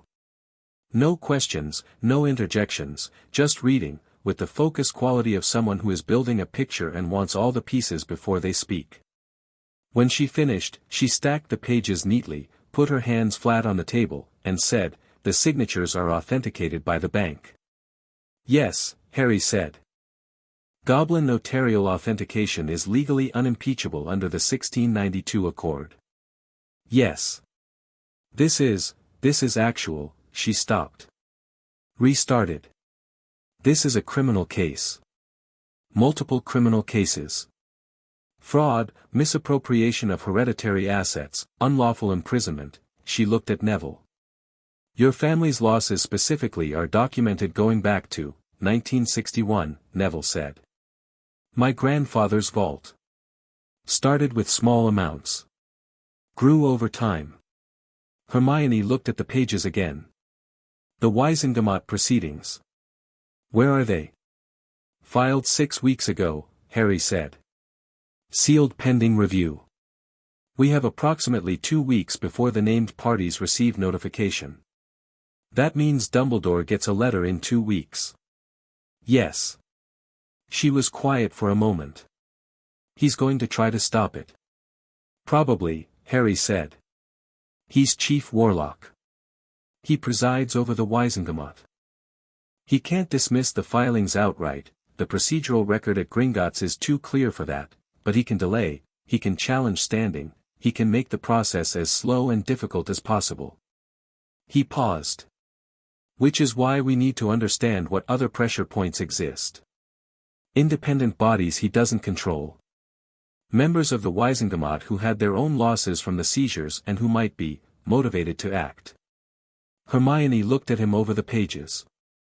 "How many of the 26 families have surviving members?" 19, Harry said. "We've identified 11 of them. Greenwall is working on the others."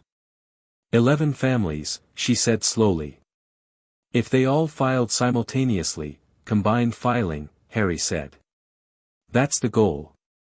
Ragnarok calls it a siege, legally speaking. Too many claimants, all with clean evidence, all filed simultaneously. Even if Dumbledore stalls individual claims, the cumulative procedural weight, he can't table all of them," Hermione said. Her voice had the quality of someone who has just seen the whole chessboard. "Not simultaneously. The Wisengamot has procedural requirements for mass filings, they have to address them within a statutory period." She looked down at the pages. "I read about this in a history of wizarding governance. There was a precedent case in 1887, the Fairweather Consolidation," Harry said. She looked up. "You know it?" "Greenwall mentioned it." Neville said, "I'm not following the legal part, but I'm following the general part. which is that we need more families on board before the notification goes out. Yes, Harry said. Exactly. Gran's been working on it, Neville said. She's spoken to the Abbotts, the Bones family, the Pruitts. They all lost things. She said. He paused, and something in his voice shifted slightly, a thread of a different feeling running under the practical tone. She said the Pruitts lost 2 sons in the war, and the family vault discrepancies start 6 months after the second one died. Fabian and Gideon Pruitt. He looked at the table. Mrs. Weasley's brothers. Hermione said, "Oh." Harry thought about the red-headed family he'd seen on the platform. A lot of children, warm and loud, the mother hugging the last one for longer than the others. He thought about what it meant that Dumbledore had been taking money from the vaults of dead men's families while those same families were still trying to understand how to exist in a world where those men were gone. "What do we do about the Weasleys?" Neville asked. "Nothing yet," Harry said. "I don't know enough about them. And he paused. There's something I've been trying to understand about the Weasley family specifically that I haven't worked out yet." He'd been working on it for weeks. It was on a separate page of the notebook, a set of observations he hadn't yet fully connected. What he'd noticed, Ron Weasley, who he'd met on the train and who was sharing a dormitory with him and who was perfectly likable and completely genuine, was also, very specifically, doing several things. He was talking about Dumbledore with a frequency that didn't fit the natural conversation. Not constantly, but in the particular way someone talks about something when they've been told to establish it, working it into sentences, attributing ideas to the headmaster, building a frame. Dumbledore always says, "My dad says Dumbledore thinks, everyone knows Dumbledore." He was also subtly discouraging Harry from the library.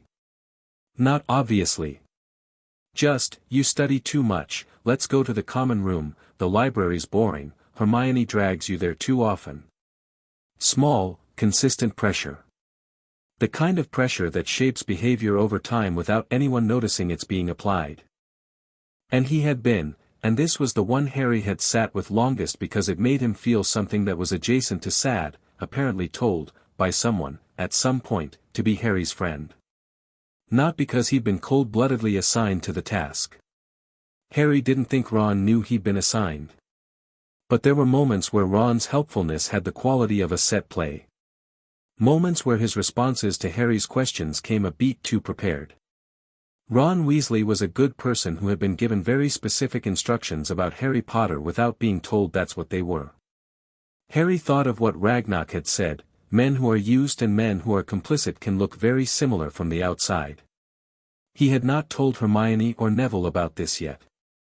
He was still deciding how to handle it, not the information, but the boy. Because Ron was a person, not an instrument, and whatever Dumbledore had arranged through the Weasley family, it wasn't Ron's fault. But it needed to go in the notebook. On a Thursday in the 3rd week of term, Harry came back to the dormitory after dinner to find his trunk had been opened. He knew because he'd left it locked and slightly off-center in a specific way, old habit, privet drive trained, always know if someone's been in your things, and it was now centered and relocked, but in a fractionally different position. Nothing was missing. The copy documents were still in the gym shirt, which was in the bottom of the trunk, and nothing in them had been moved. But someone had looked. Harry stood very still for a moment, calculating. It was too thorough to be a student, the trunk had been relocked, the contents returned precisely. Not Neville or Hermione, who had their own copies. Not Ron, who didn't know what he was looking for. He went down to dinner and ate normally and talked to Seamus about Quidditch, which he had discovered he was apparently going to be playing this year on the basis of an incident with a remembrall that he had not been anticipating when he leapt off a broom to catch it, and he thought about who had been in his room and what they'd found and what they'd concluded from not finding what they were looking for. After dinner, he went up to McGonagall's office under the pretense of a question about Transfiguration homework. Professor McGonagall was at her desk, marking papers with the focused efficiency of someone who considers marking a problem to be solved rather than a task to be endured. She looked up when he knocked. "Mr. Potter. Is there a problem with the assignment?" "No, Professor," Harry said.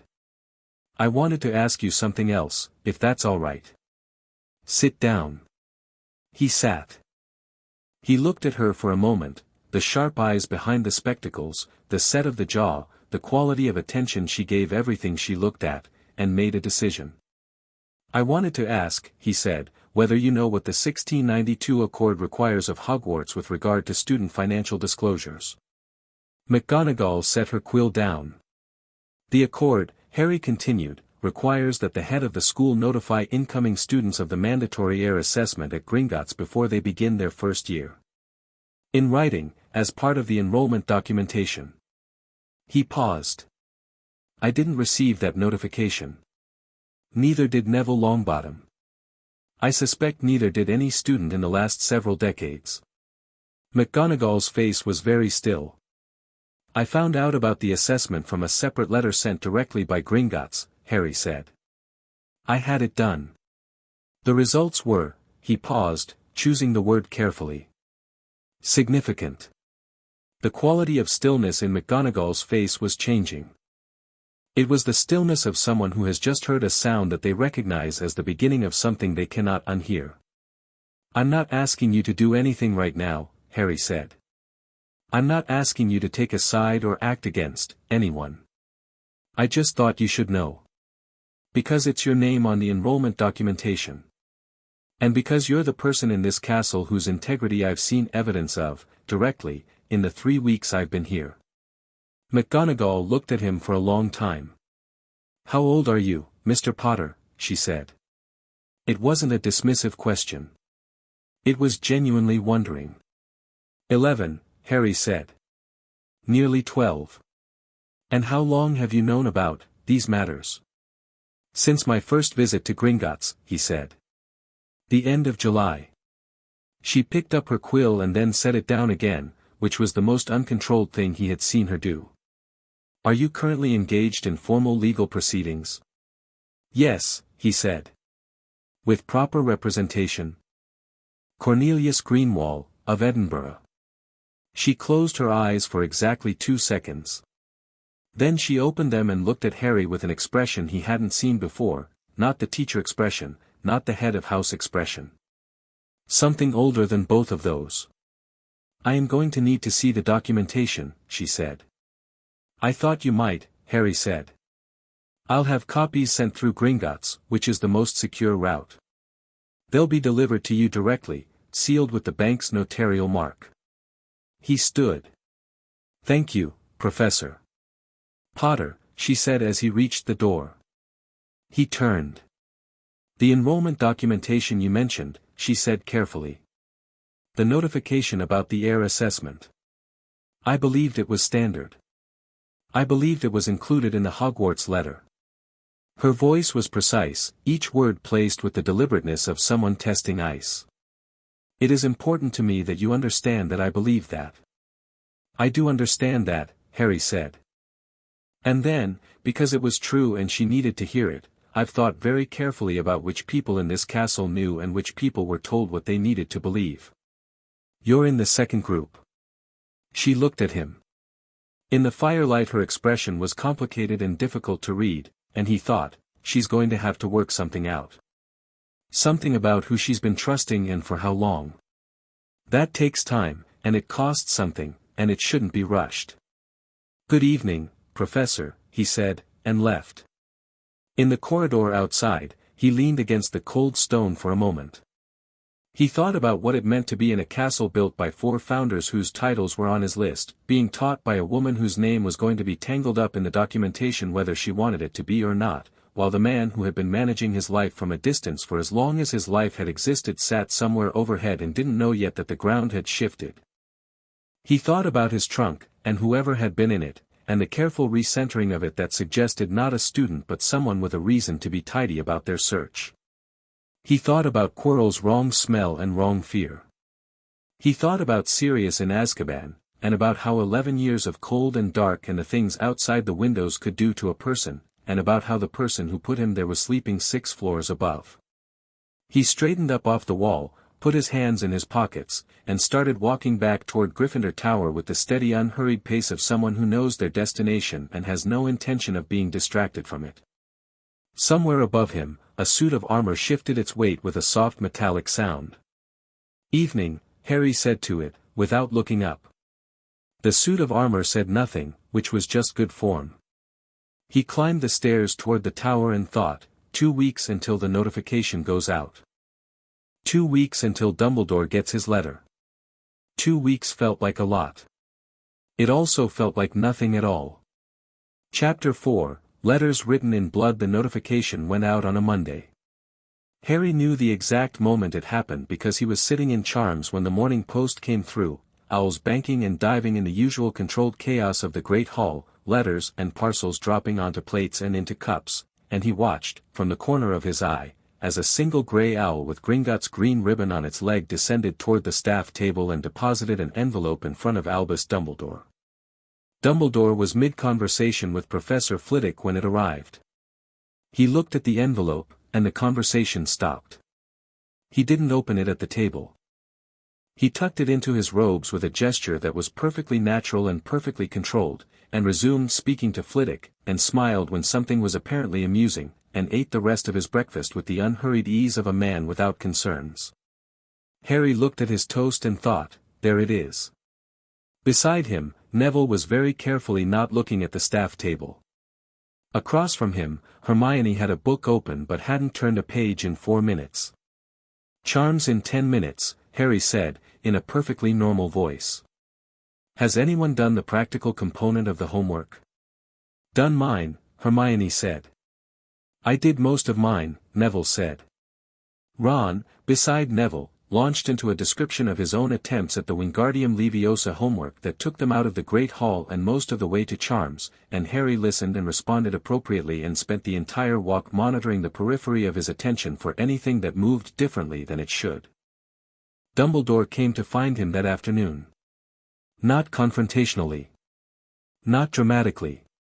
He appeared in the corridor outside the Transfiguration classroom after the lesson let out, as if he'd been passing and noticed Harry by coincidence, which was transparently not what was happening but was executed with sufficient grace that most people wouldn't have questioned it.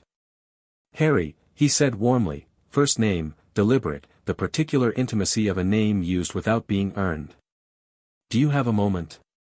"Of course, Professor," Harry said. The other students filtered past. Neville caught Harry's eye for a fraction of a second and kept walking. Hermione, Harry noticed, slowed fractionally as she passed and positioned herself just around the corridor corner, not eavesdropping exactly, but available.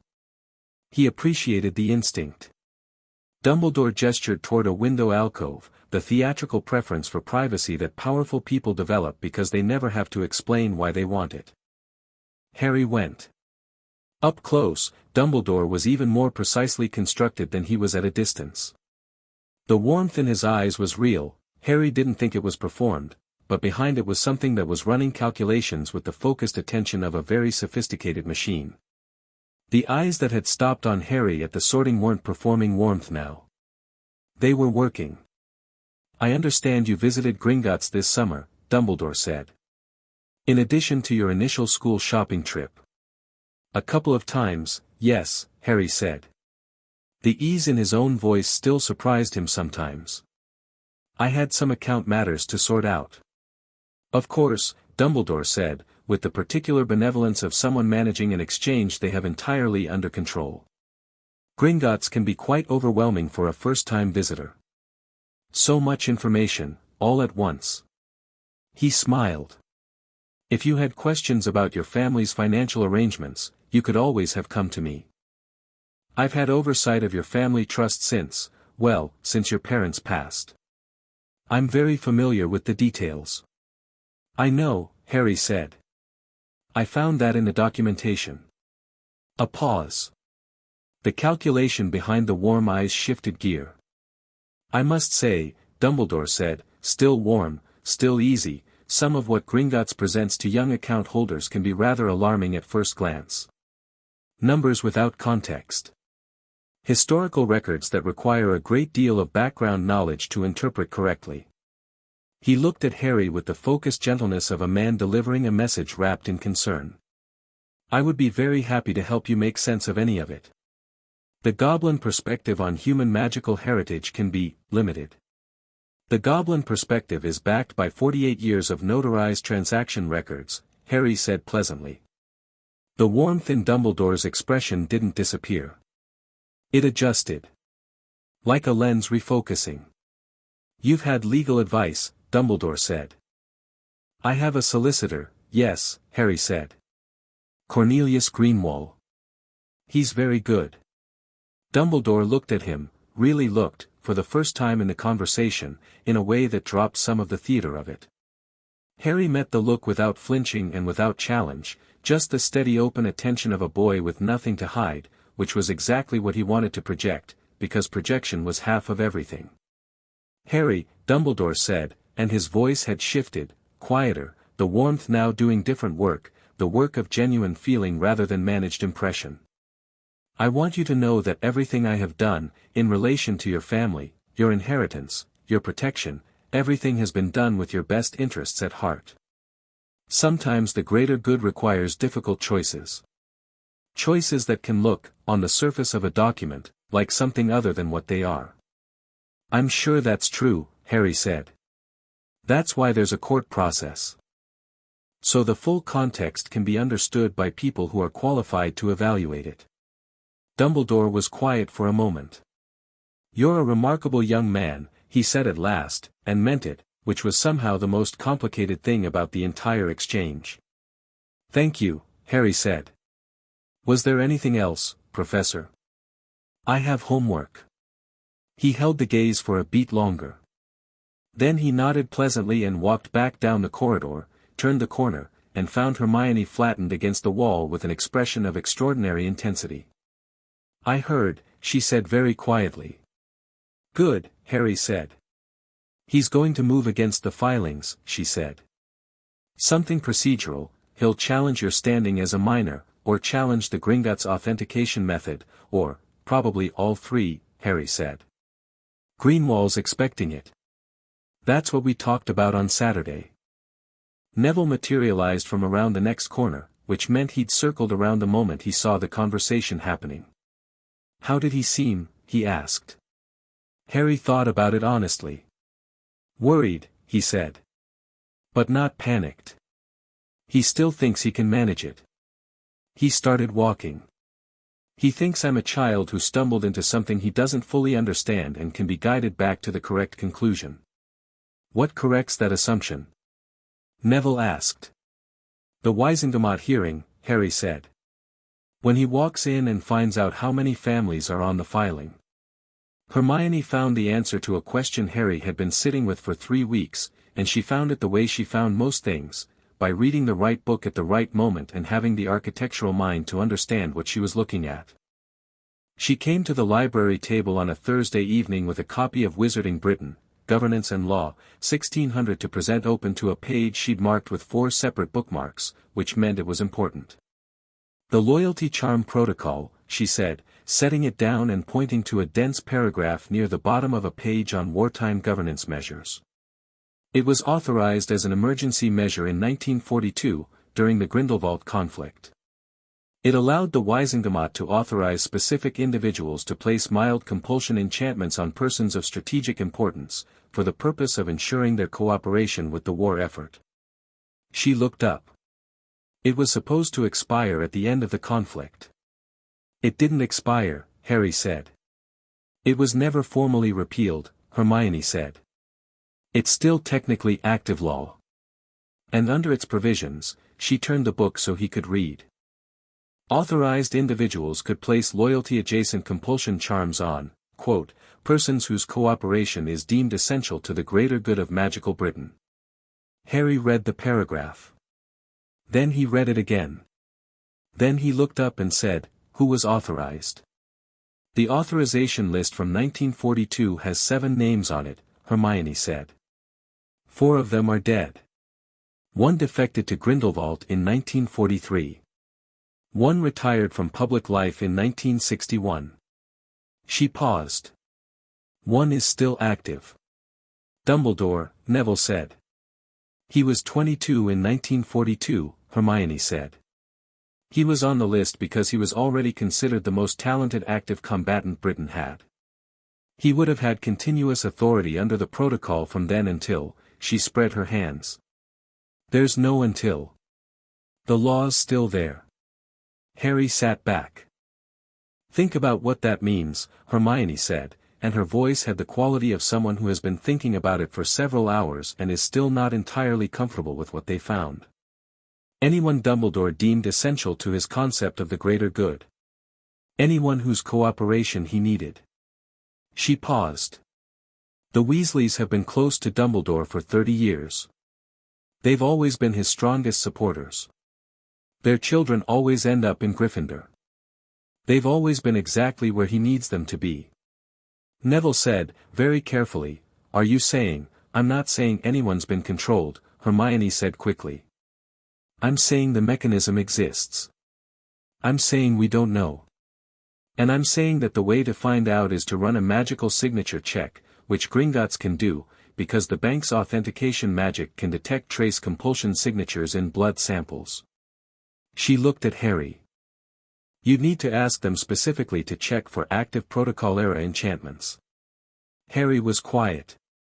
He was thinking about Ron, about the specific quality of Ron's loyalty, which felt genuine, because it was genuine, because if you put a compulsion charm on an entire family and raised children inside it, the children's feelings were real to them.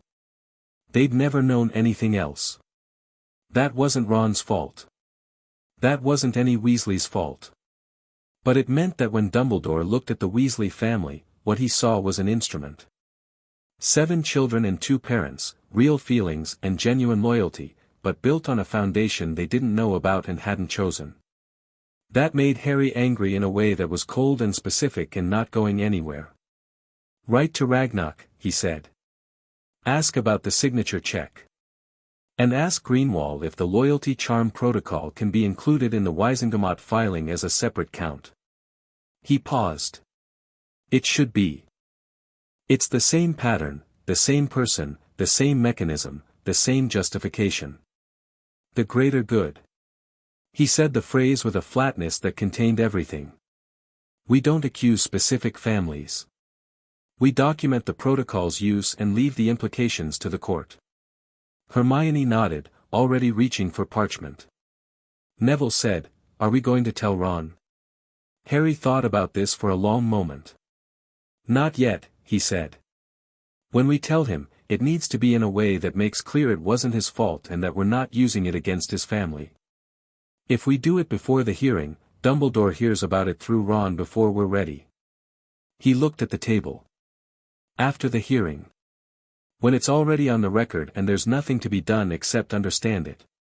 Neville absorbed this. "That's going to be a hard conversation." "Yes," Harry said. "Most honest things are."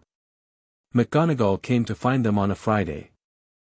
She came to the library, which was interesting, and she came alone, which was more interesting, and she came carrying a small leather folder under her arm that had the quality of something that had been opened and reread several times recently. She sat across from Harry and Neville and Hermione at the back corner table and put the folder on the table between them and didn't open it. "I've reviewed the documentation Gringotts sent," she said. Her voice was its normal precise self, but underneath the precision there was something that had been cracked open and was still deciding how to close, or whether to close. "I've had a colleague verify the notarial authentication. I've reviewed the enrollment documentation from the last 40 years. She paused. "There is no evidence in the school's official records that any student was notified of the mandatory Heir assessment. Not in my tenure. Not in the tenure of my predecessor." Harry waited. "I am Hogwarts deputy headmistress," she said. "It is my name on the school enrollment letters. I send them personally." She looked at Harry directly. "I did not know. I want to be clear about that, not as a defense, but as a fact that I expect to state publicly if this proceeds to a formal hearing." "I know," Harry said. "I've told Greenwald that your position in this is not complicit." Something crossed her face. "I don't require 11-year-olds to manage my reputation." "I know," Harry said again. "I'm telling you because it's true, not because you need it managed. She looked at him for a moment, and her expression did the thing it had done in her office, that complicated rearrangement of what she was looking at. The hearing, she said. When is it scheduled? The initial Wisengamot review was last week, Harry said. Greenwall expects the full hearing to be set within 3 weeks. He's pushing for a date before the winter holidays. Before the holidays, she repeated. He wants this resolved before Dumbledore has 6 weeks off term to build a defense. Greenwall is a very good solicitor, Harry said. McGonagall opened the leather folder and removed several sheets of parchment covered in her precise handwriting. I've made notes, she said. On the enrollment documentation, and on several other administrative matters that I believe may be relevant. She slid them across the table. I'm not filing them as official testimony. Not yet. She looked at Harry. I want to understand the complete picture first. We can help with that, Hermione said, and slid the summary document they'd been building, a clean, organized account of every piece of evidence, in chronological order, with cross-references, across the table. McGonagall picked it up. She looked at Hermione for a moment. You organized this? Harry organized the strategy, Hermione said. I organized the presentation. McGonagall said, in a tone that contained a complex editorial. She began reading, and for the next 20 minutes the 4 of them sat in the quiet of the library while she went through it page by page with the focused attention she gave to everything, and the only sounds were the distant scratch of Madame Pance's quill at the front desk and the occasional far-off rumble of the castle settling its ancient bones. When she finished, she put the document down and was quiet for a moment. The Loyalty Charm Protocol, she said at last. You've heard of it, Harry said. I was teaching in 1942, she said. Her voice was flat. I was a young teacher, brand new. There were directives, during that period, about cooperation and institutional loyalty. I was told they were standard wartime protocol. She paused. I was never told they were specifically authorized to continue. Greenwall doesn't think you were affected, Harry said carefully.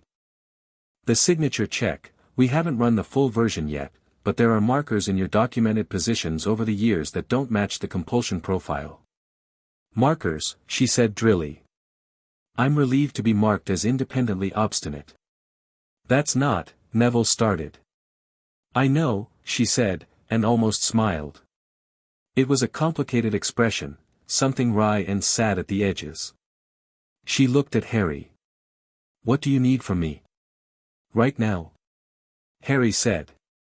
Nothing specific. I'd like you to continue reviewing the notes. If, when the hearing is formally set and the named parties are publicly notified, you want to provide a statement, Greenwall would welcome it, but there's no obligation. He paused. What I'd ask is that you don't discuss this with anyone until then. Not with other teachers.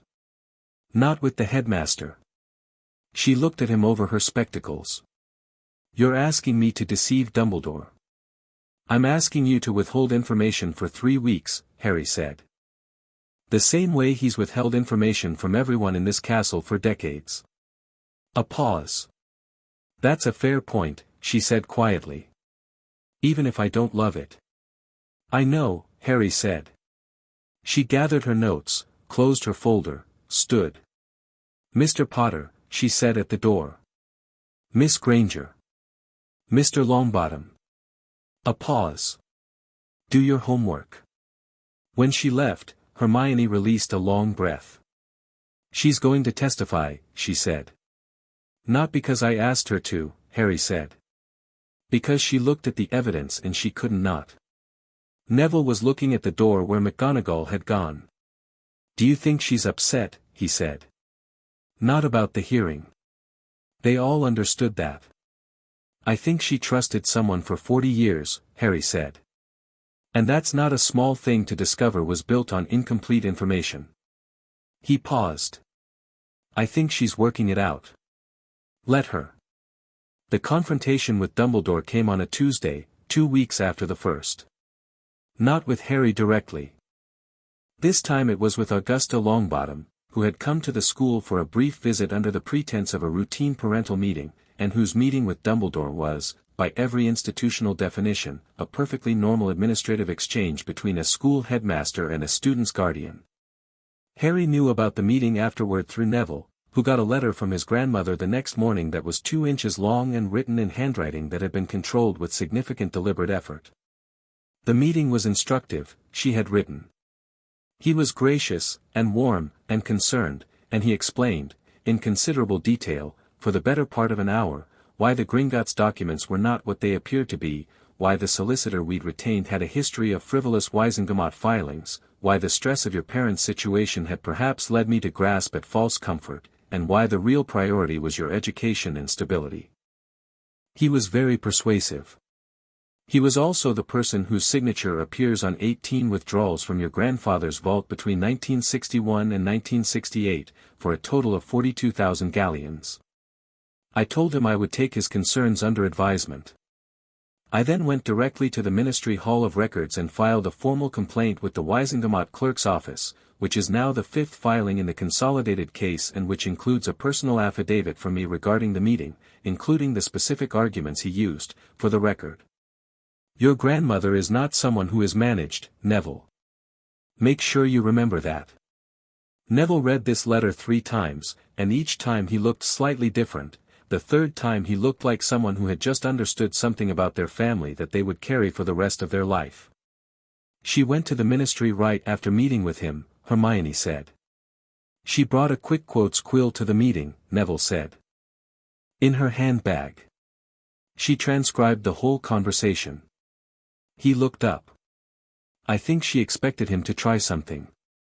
She grew up in the same world he did, Harry said.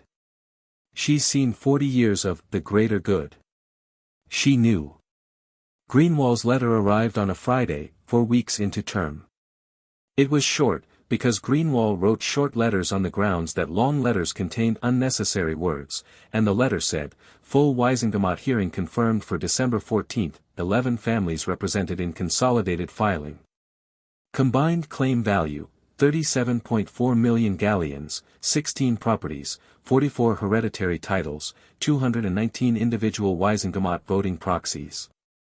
The Sirius Black wrongful imprisonment petition has been accepted as a concurrent proceeding and will be heard the same day. The named respondent has been formally notified and has 48 hours to retain counsel. I am told by a clerk I trust that this notification was delivered this morning. You should expect escalation. Be careful.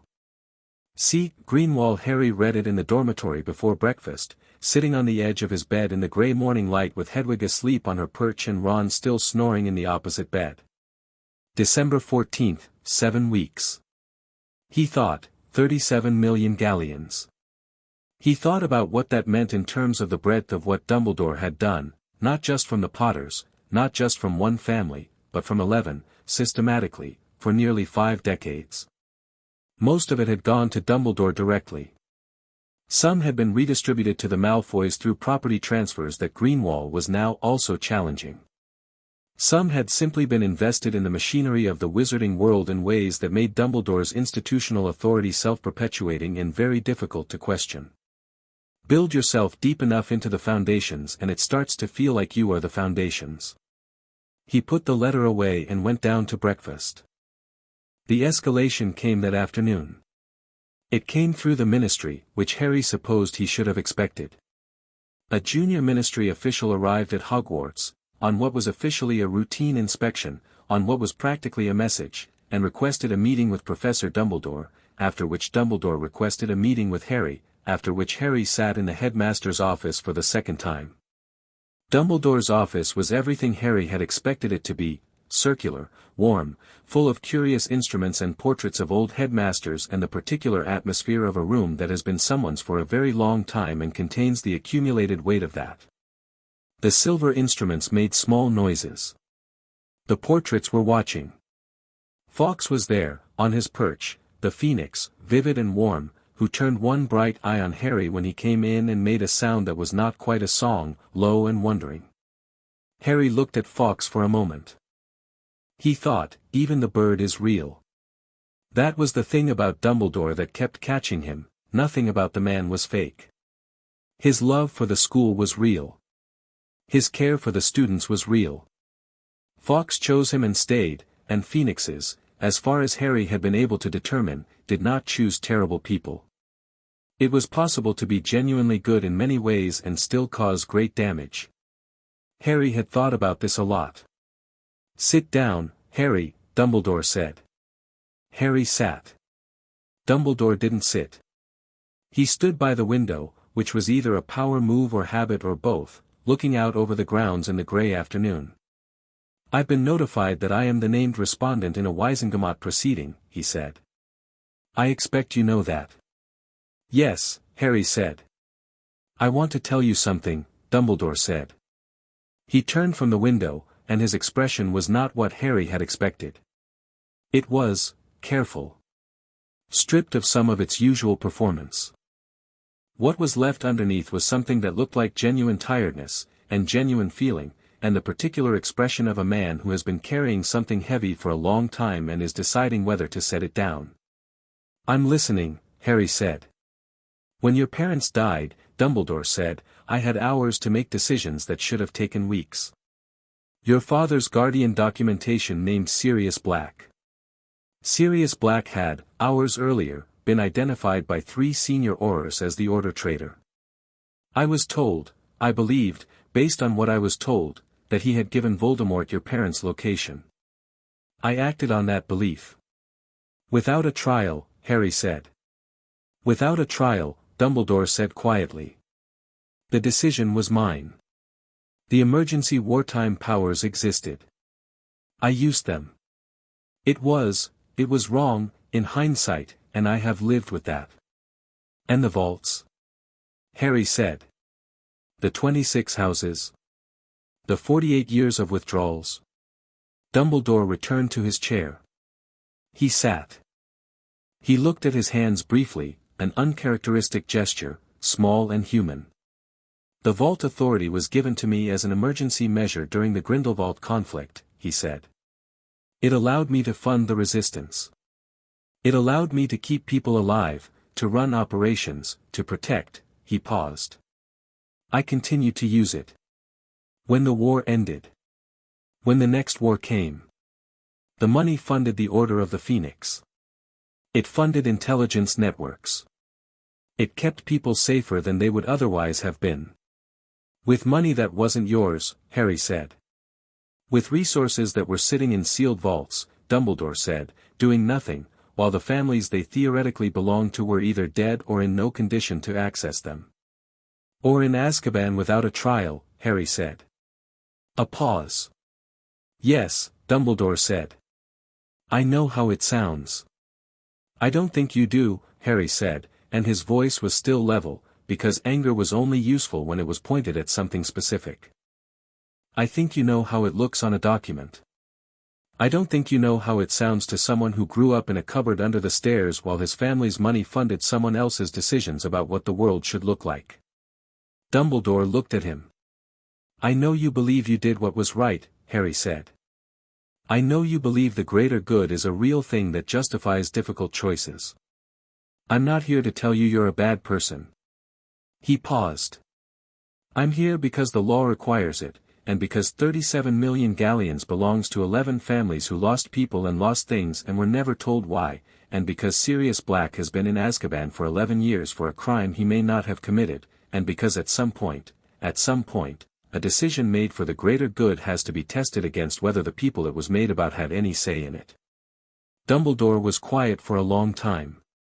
"I underestimated you," he said at last. Not bitterly.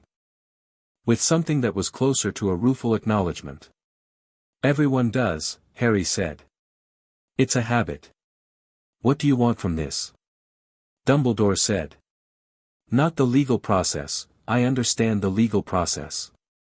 What do you, Harry Potter, want?" Harry thought about this question, because it deserved a real answer. "I want it fixed," he said. "I want the money returned. I want the titles restored. I want Sirius Black given a trial. I want the loyalty charm protocol formally repealed and any compulsion enchantments still active removed by licensed cursebreakers. He paused. And I want the wizarding world to have a headmaster and a chief warlock who didn't build his authority on other people's stolen inheritance. You want me to resign, Dumbledore said. I want the Wisengamot to decide what's appropriate, Harry said. That's what courts are for. He stood up, because there was nothing more to be said and the conversation had accomplished what it needed to. He looked at Fawkes, who was watching him still with that one bright eye. Professor, he said at the door. The Sorting Hat told me I could go anywhere. I chose Gryffindor because it's on my list, because it's my heritage, and because it meant something to the person whose name it carries. He paused. I hope you think about what it meant to Godric Gryffindor that his name still means something. And what it would mean to him to know how it got funded. He left. In the corridor outside, he leaned against the stone again, and this time he let himself feel the shape of what had just happened, the weight of it, the anger of it, the strange complicated grief of looking at someone who was genuinely great and genuinely wrong at the same time. That was harder than a simple villain. It was harder than someone who hated him or wanted him dead. It was much, much harder than that. He straightened up. 7 weeks to December 14th. He walked back toward Gryffindor Tower, and Fawkes' song followed him down the corridor, low and wondering and difficult to name. Chapter 5, The accounting December 14th arrived the way important days always do, unremarkably, through an ordinary morning, as if the date hadn't known it was significant until everyone else reminded it. Harry was awake before the dormitory stirred, sitting on the window seat in his robes watching the grounds go from black to grey to the particular pale silver of a Scottish winter morning. Frost on the inside of the glass. The lake a flat iron color, motionless. Somewhere below, the groundskeeper's hut had a light on, and Harry thought about Hagrid making his tea and his toast and not knowing that today was today. He'd told Hagrid some of it, eventually. 3 weeks ago, in the hut, over tea. Not everything, not the full architecture of it, but enough. He'd shown Hagrid the documentation of his delivery instructions from the night of October 31st, 1981, which were written in Dumbledore's hand and specified, precisely and in advance, that Harry was to be delivered to the Dursleys at Privet Drive regardless of any other claimants or guardian documentation. Hagrid had read it twice, sitting at his enormous table with his enormous tea in his enormous hands, and he'd gone very quiet in the way large people go quiet when something has taken the sound out of them. He told me to take you there, Hagrid said. And I just did. I know, Harry said. That's what you do when you trust someone completely. Should have asked more questions, Hagrid said. His voice was rough in a different way than usual. You didn't know there were questions to ask, Harry said. That's the whole mechanism of it. Hagrid had wiped his eyes with the back of his hand, which was large enough that the gesture looked architectural rather than sentimental. What happens to him? He asked. After all of it? I don't know, Harry said honestly. The Wisengamot decides. He did a lot of good, Hagrid said. You know that, don't ya? Real good. Grindelwald, and then you know who. Real people who'd have done real terrible things. I know, Harry said. Just wanted you to know I know that too, Hagrid said. Snot all, he stopped. Snot simple. No, Harry said. It really isn't. Hagrid had asked, quietly, if he could come to the hearing. Harry had said yes. Now, watching the Frostsilver morning, Harry thought about that conversation, and about simplicity, and about the specific difficulty of a world that didn't organize itself into clear categories no matter how much you wanted it to. Then he got up, finished dressing, and went down to the common room where Hermione and Neville were already waiting. The Wisengamot chamber was underneath the Ministry of Magic, which was underground, which was a choice that Harry thought probably said something about how wizarding governance felt about natural light and public accountability. It was circular, tiered, stone, with the particular acoustics of a room designed to carry voices without amplifying them, the kind of space where you could hear everything and feel the weight of everything simultaneously. They arrived by flow, which Harry had used exactly 3 times and still found moderately alarming, one moment in Greenwall's Edinburgh office, one stomach-dropping non-moment, then the Ministry atrium. The atrium was vast and gold-lit and currently full of the specific controlled chaos of a hearing day, wizards in formal robes, assistants carrying stacks of parchment, journalists clustered near the entrance with quick quotes quills already active. Rita Skeeter was there, Harry noted, with her acid green quill and her enormous glasses and the predatory attentiveness of someone who has been waiting for a story this large for a very long time. She spotted Harry the moment he emerged from the flow, and her quill began moving before she'd even started walking toward him. Greenwall materialized at Harry's shoulder with the efficiency of a man who had anticipated this. "No comment," he said to Skeeter, steering Harry through the atrium with one hand on his shoulder. "Not today, not before, not during, not immediately after. Through the correct channels, Miss Skeeter." "I'll speak to her after," Harry said quietly, to Greenwall. Greenwall looked at him sideways. "After? She's going to write about this regardless," Harry said. "I'd rather the story be accurate." Greenwall considered this for half a second. "After," he confirmed. The corridor to the chamber was lined with people Harry recognized from the documents and people he didn't. Augusta Longbottom stood near the entrance with 3 other elderly witches and wizards who had the bearing of people accustomed to these halls, the Bones matriarch, sharp-eyed and severe, Thaddeus Abbott, who was apparently the last surviving member of a family that had lost a significant property stake in 1974, and an older wizard Harry didn't know who turned out to be Bertrand Pruitt, Gideon and Fabian's uncle, who shook Harry's hand without speaking and held it for a beat longer than a handshake required. Neville went to his grandmother. She looked at him for a moment, one of those compressed, complete looks that certain grandmothers manage, entire conversations in a single expression, and then adjusted the collar of his robe slightly, which was all she did, but it was also everything.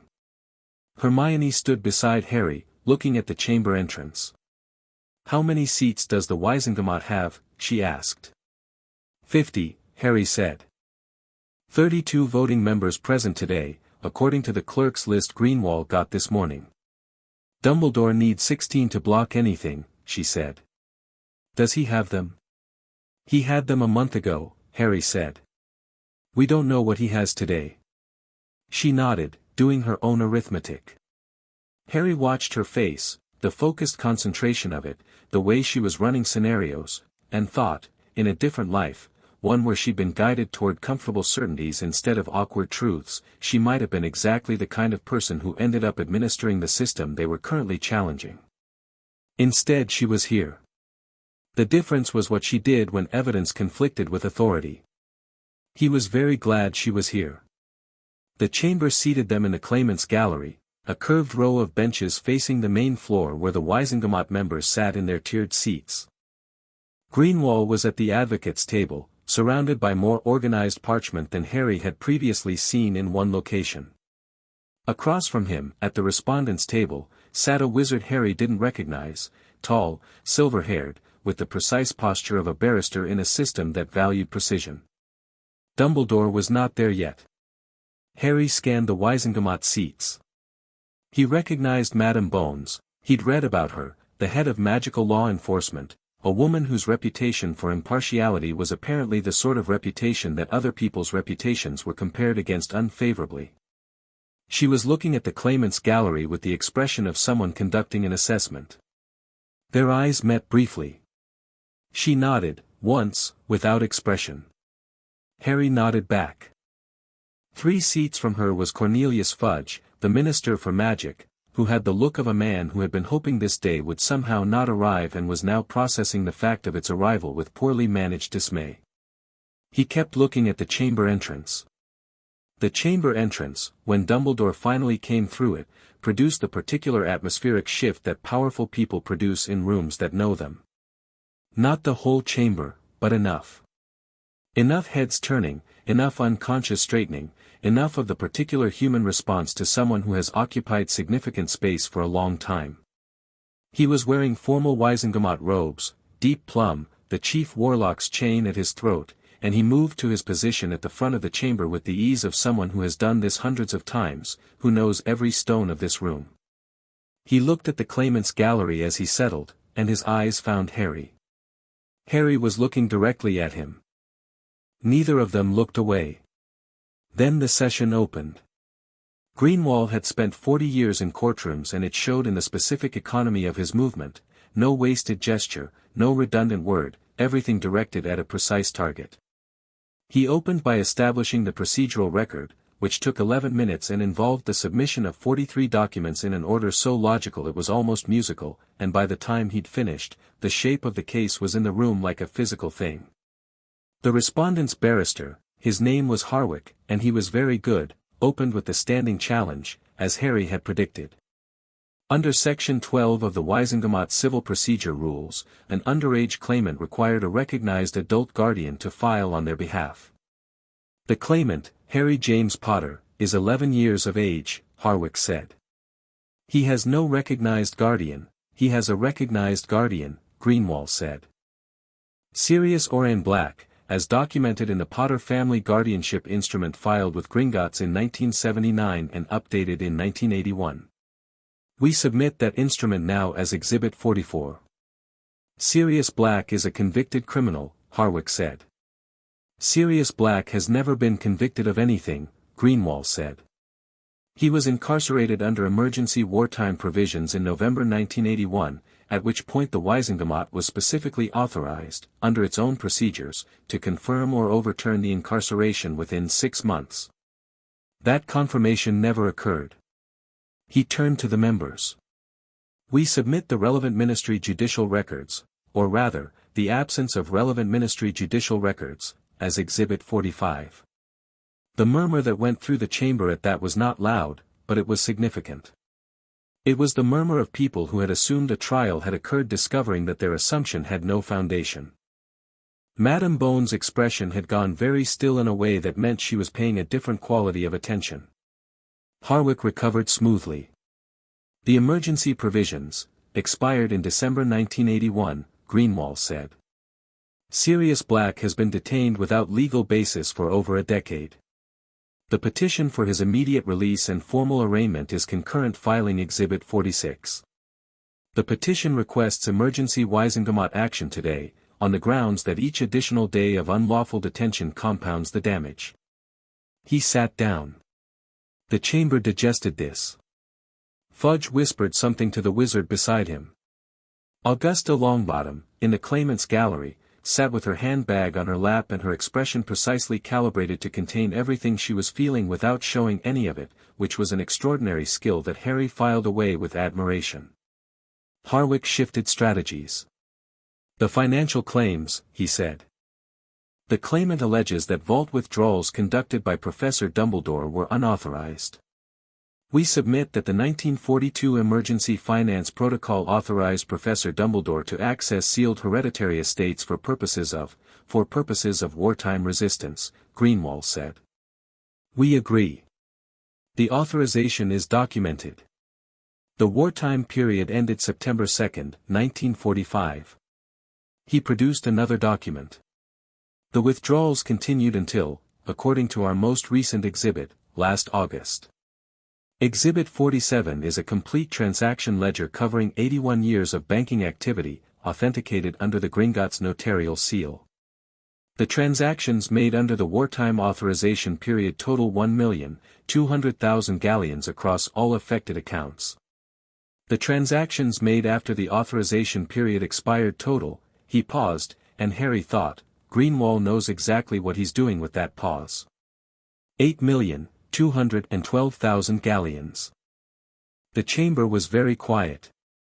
Over 8 million galleons, Greenwall continued, pleasantly, taken from the sealed vaults of deceased or incapacitated families over the course of 41 years without any surviving legal authorization. He turned to Dumbledore's position, not with drama, but with the simple directness of a man pointing at what he's pointing at. Under the respondent's own signature. The lunch recess lasted 90 minutes, and Harry spent most of it in an anteroom with Greenwall and the Longbottoms and the other claimant families, reviewing the afternoon's proceedings. Augusta Longbottom had brought sandwiches, which Harry found so characteristic of her that he almost laughed. "The Bones vote is solid," Greenwall said, running through his tally. "Pruitt, Abbott, the Diggory seat, yes. The question marks are the ministry-adjacent seats. Fudge will vote however he thinks benefits him, which right now is, against Dumbledore," said Amelia Bones, who had joined them during the recess in a manner that was technically off the record and therefore entirely meaningful. She was compact, direct, with the quality of someone who had built their career on the principle that facts were the only currency worth having. "The minister is currently calculating whether Albus is more of an asset or a liability." She looked at Harry. "Your morning was effective, Mr. Potter. I'll say that plainly." "Greenwall's morning was effective," Harry said. "Don't be modest on someone else's behalf," Bones said. "The documentation came from you. The strategy came from you. Greenwall is the voice. You're the engine." She looked at him steadily. "How old are you?" 11, Harry said. 11, she repeated, in the tone of someone noting an interesting data point. "I've been in magical law enforcement for 30 years and I've seen 3 cases with clean enough evidence to survive Wisengamot scrutiny from the start. This is one of them." She stood. "Make sure you eat. The afternoon will be longer than the morning." She left. The sandwiches were excellent, which felt like a detail that mattered. The afternoon's most important development was not procedural. It was a person. Specifically, it was the person who came through the chamber's side entrance 40 minutes into the afternoon session, escorted by 2 Aurors, wearing robes that were clean but not his own, borrowed ministry clothes that fit badly, and who stood in the entrance for a moment looking at the chamber with the specific expression of someone who has been in a very dark place for a very long time and is not yet entirely convinced that the light is real. Sirius Black was thin in a way that went beyond normal thinness, the thinness of a decade spent somewhere that didn't provide sufficient of anything. His hair was dark and too long, his face hollowed by things that didn't have good names, and his eyes, when they finally focused properly, were gray and sharp and alive in a way that suggested the person behind them had managed, against considerable odds, to stay fundamentally intact. He looked around the chamber. He found Augusta Longbottom, who met his eyes and gave one firm nod. He found Greenwall, who he clearly recognized. He found Harry last. He went very still. Harry didn't know what he looked like to this man, whether there was James Potter in his face or Lily Evans or something else entirely. He was aware of what the moment cost, aware of what 11 years had been, what they'd taken, what couldn't be given back. He held Sirius's gaze and nodded, the same way Amelia Bones had nodded at him that morning. Simple. Present. "I know. I'm here." Sirius Black's face did something complicated and enormous and then compressed it with the specific controlled effort of someone who has decided they can process it all later, and he let the Aurors guide him to a seat. Harwick objected to Sirius's presence, naturally. Greenwall pointed out that the concurrent petition for Sirius's arraignment meant he had the right to be present as a party in the proceedings. The presiding member, a witch named Ogden who was deputizing in Dumbledore's place, since Dumbledore could not preside over proceedings in which he was the named respondent, which was a procedural constraint that had apparently been the source of significant ministry discussion over the previous weeks, sustained Greenwall's position.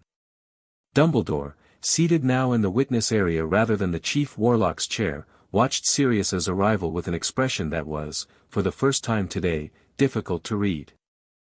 Dumbledore spoke in his own defense, which was his right and probably his strategy, because his own voice was the most effective instrument he had.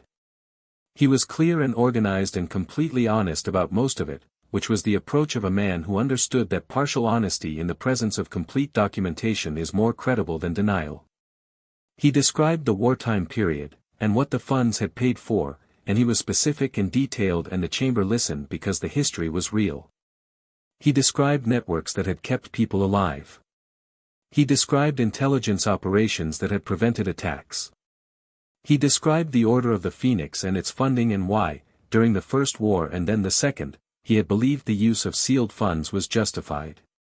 "The families whose vaults I accessed," he said, were in many cases the families whose members I was protecting with those funds.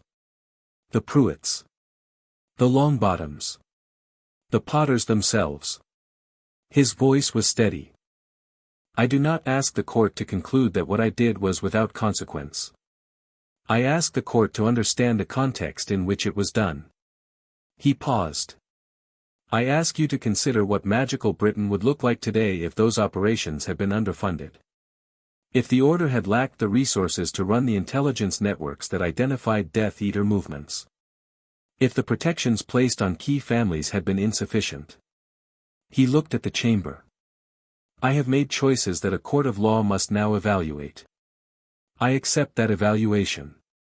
What I cannot accept is the framing that those choices were made for personal gain or with indifference to the people affected by them.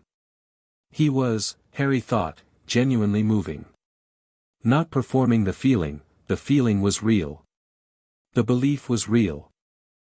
The man at the front of that chamber had spent his entire life making decisions that cost other people things, convinced with every fiber of his considerable intelligence that the cost was necessary and justified, and there was a version of history in which he was right. That was the most important thing to understand about him. He might even be right about some of it. He was still wrong. Greenwall's cross-examination was 15 minutes long and surgical. The wartime authorization, he said. You've described its use during the conflict with Grindelwald and the conflict with Voldemort.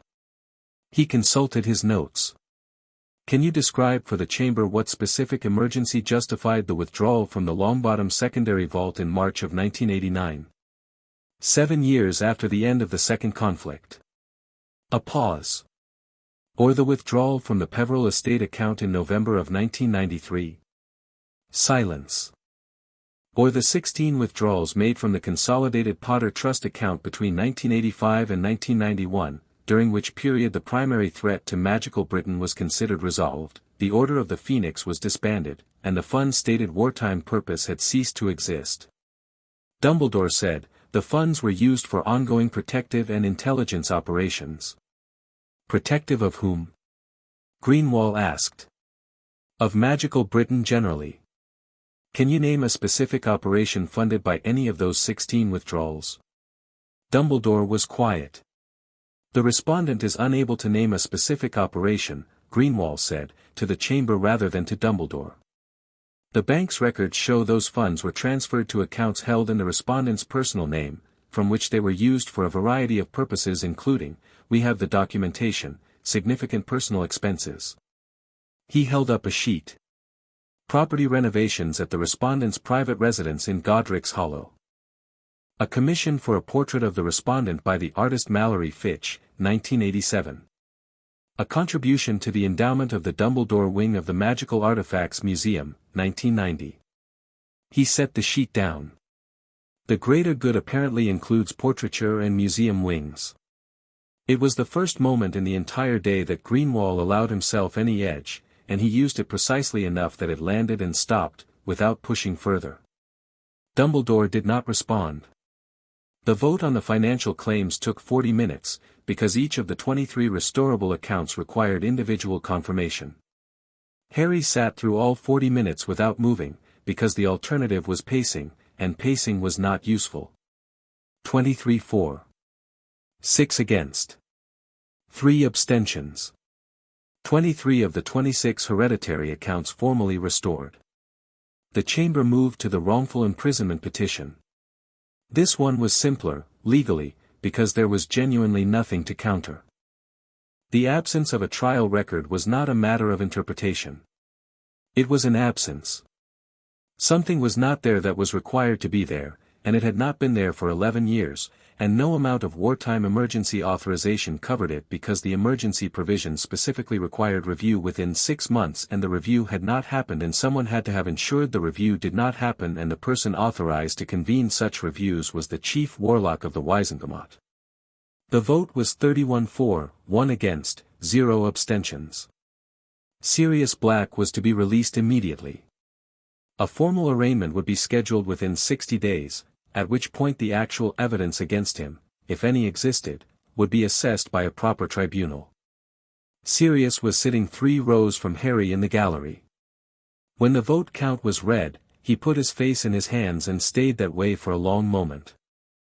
Harry watched him and felt something that was warm and painful at the same time, the specific feeling of something being partially corrected when you are aware that partial correction is the best available outcome and also that partial correction is still insufficient for what was lost. Augusta Longbottom, in the row behind Sirius, put one hand on his shoulder. She didn't say anything. She just put her hand there, and he leaned back very slightly into it, and that was all. Then Madam Bones stood and said, "I move we address the matter of the 3 remaining accounts." The chamber stirred. Greenwall looked at Harry. Harry nodded. The 3 remaining accounts were the ones they'd identified early but set aside, the ones Greenwall had called the complicated 3, the ones whose restoration required an additional step beyond the standard financial claim because their hereditary circumstances were tangled in something that wasn't simply theft. The first was the Emery's account, which had been sealed in 1945 and which the genealogical trace tied to Harry through a line so ancient and so complex that 3 separate Gringotts genealogists had independently verified it before Ragnarok would confirm it. It wasn't the complexity that made it complicated. It was what was in the vault. The second was the Lufay account, similarly ancient, similarly verified, which turned out to contain not primarily gold but a collection of magical instruments and research documents so significant that the Department of Mysteries had a standing, and, it emerged, entirely unauthorized, loan of several of them dating to 1952. The third was the Gryffindor account. Not complicated because of the genealogy, Harry's claim there was among the clearest on the list. Complicated because of what was documented in the account history. Greenwall stood. The Gryffindor hereditary account, he said, shows a withdrawal pattern distinct from the others. The withdrawals are not to the respondents' personal accounts. They are to a minister-registered operational fund under reference code OPF 7714. He paused. We requested the ministry's records on OPF 7714 through the standard disclosure process. He produced a document. OPF 7714 is the operational fund code for the Hogwarts School of Witchcraft and Wizardry's core institutional budget. The Gryffindor hereditary account has been the primary undisclosed funding source for the school's operational costs since 1943. He looked at the chamber. Not the endowment fund. Not the ministry allocation. The operational budget. Salaries, materials, maintenance, scholarships. The chamber was very still. Hogwarts, Greenwall said, quietly, has been substantially funded for 80 years by money taken without authorization from the vault of a hereditary claimant who was told by the people managing his placement that his family left him no resources. He did not look at Harry when he said this. He didn't need to. The chamber was looking at Harry. Harry looked at the floor for a moment. Then he looked at Dumbledore. Dumbledore was looking at his hands. Harry thought about the school, about the moving staircases and the library and the enormous dinners and the warmth of it, the way it felt like the first real home he'd ever had. He thought about all the children who had gone through it for 80 years. He thought about what it meant that this thing he loved had been built partly on what was stolen from him, and that the person who stole it had also been the one to bring him to it. He thought, this is the part that was always going to be the hardest. The question before the court, Madam Bones said carefully, is how restoration applies when the funds have been used for institutional purposes affecting thousands of third parties. We have a proposal, Greenwall said. He produced the last document of the day, which Harry had drafted and Greenwall had refined over 3 evenings in Edinburgh. The claimant proposes the following: the Gryffindor account balance is formally restored. The Hogwarts operating fund is restructured under a proper trust arrangement, with the claimant as founding trustee, administered by a board including Gringotts, the ministry, and representatives of the school staff. He paused. The school is not disrupted. The students are not affected. The funding continues. The authorization is legitimate. He looked at the chamber. The only thing that changes is that someone is now asking permission. The chamber voted 18 to 12, with 2 abstentions. The 3 remaining accounts were restored. All 26. The hearing concluded at 4:30, when the light through the ministry's artificial windows had gone the color of pewter. The formal dispositions would take days to process, the paperwork, the vault transfers, the legal registrations of the restored titles. The serious black arraignment would be scheduled separately. The question of the respondents' positions, Chief Warlock, Hogwarts Headmaster, Supreme Mugwump of the International Confederation of Wizards, had been formally referred to 3 separate bodies for review, which was the court's way of saying it was not their decision but the decision needed making, and it needed making soon. Harry came out of the chamber into the corridor and found Sirius Black waiting for him. Sirius was standing against the wall with his borrowed ministry clothes and his too long hair and his grey eyes, and he was looking at Harry with an expression that contained about 14 things at once. "You look like your father," he said, his voice rougher than Harry expected, the voice of a man who hadn't used it for full sentences in a long time. "Except the eyes." "The eyes are my mum's," Harry said. "Yeah." Sirius was quiet for a moment. "How did you?" He stopped. "Started differently." "You're 11. "Nearly 12, Harry said, which was what he always said, and Sirius made a sound that might have been a laugh. "How long?" Sirius asked. "How long did you know?" "Since July," Harry said. "Since the first Gringotts visit." 5 months. Sirius looked at the ceiling. 5 months and you, he shook his head. "James would have taken 5 months to decide which biscuit to eat first." "That's not what I've heard about James Potter," Harry said. Sirius looked at him again. "No," he said. "No, you're right. He'd have charged at it head first and broken 3 things. Lily would have done what you did, thought it through, built the case, waited for the right moment." He paused. "You're a mix. You've got his nerve and her patience, that's." He stopped talking for a moment, because his voice was doing something he was apparently managing carefully. Harry gave him the moment. "I have a lot to tell you," Sirius said, when he'd got it back. "About your parents. About that night. About what actually happened." "I know," Harry said. "I want to hear all of it." He paused. "Not today, though. Today's already been a lot." Sirius looked at him and almost laughed again, genuinely this time. "Yeah," he said. "Today's been a lot." Neville arrived at Harry's shoulder, with Hermione just behind him, and behind them Augusta, who looked at Sirius with the specific expression of someone who has known a person since they were young and is now seeing what a decade in Azkaban has done and is choosing to address it the way she addresses most things. "You need feeding," Augusta said to Sirius. "I've had ministry sandwiches," Sirius said. "That's not food," Augusta said. "Come." He went, because apparently nobody argued with Augusta Longbottom about food, and Harry watched them go, this strange new configuration of people he was building around himself, none of whom he'd known 6 months ago, all of whom were now the center of something, and felt the shape of it. Hermione stood beside him. "The 3 remaining accounts," she said quietly. "The Hogwarts proposal," she said. "You could have asked for the money back directly. The court would have awarded it." "Probably," Harry said. "Why didn't you?" Harry looked at the corridor, the stone walls, the torchlight, the distant sound of ministry officials processing the end of an extraordinary day. "Because Hogwarts isn't Dumbledore," he said. "It belongs to itself.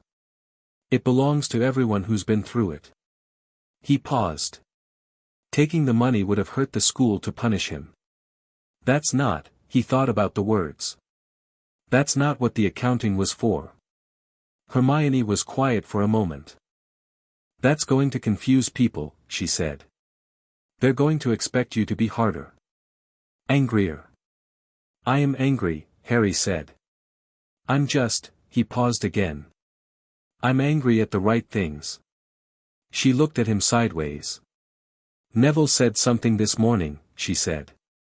"On the flu, before we left. He said, I think Harry already knows how this ends, he just hasn't told us yet." "Neville's perceptive," Harry said. Does it end well? She asked. Harry considered the question with the honesty it deserved. Most of it, he said. Not all of it. Some of it just ends. She absorbed this, looked at the corridor, looked at the distant sound of people gathering at its far end. The 3 accounts the court restored last, she said slowly. Gryffindor, Emrys, Le Fay. She paused. You know what's in those vaults. Not just the money. Yes, Harry said. You haven't told me. No, he said. Not yet. She looked at him with the expression she used when she was deciding whether to push. She decided not to. Tomorrow. Tomorrow, Harry said. They walked toward the others, toward the end of the corridor where the ordinary world was waiting, and behind them the Wisengamot chamber sat empty in its ancient stone, and the echoes of everything said in it today hung in the air for a while before they finally faded. Chapter 6. What was always his. The letter arrived on Christmas morning. Harry was at Grimmauld Place, which was in the process of becoming livable in the way that things become livable when someone has the energy to be angry at them.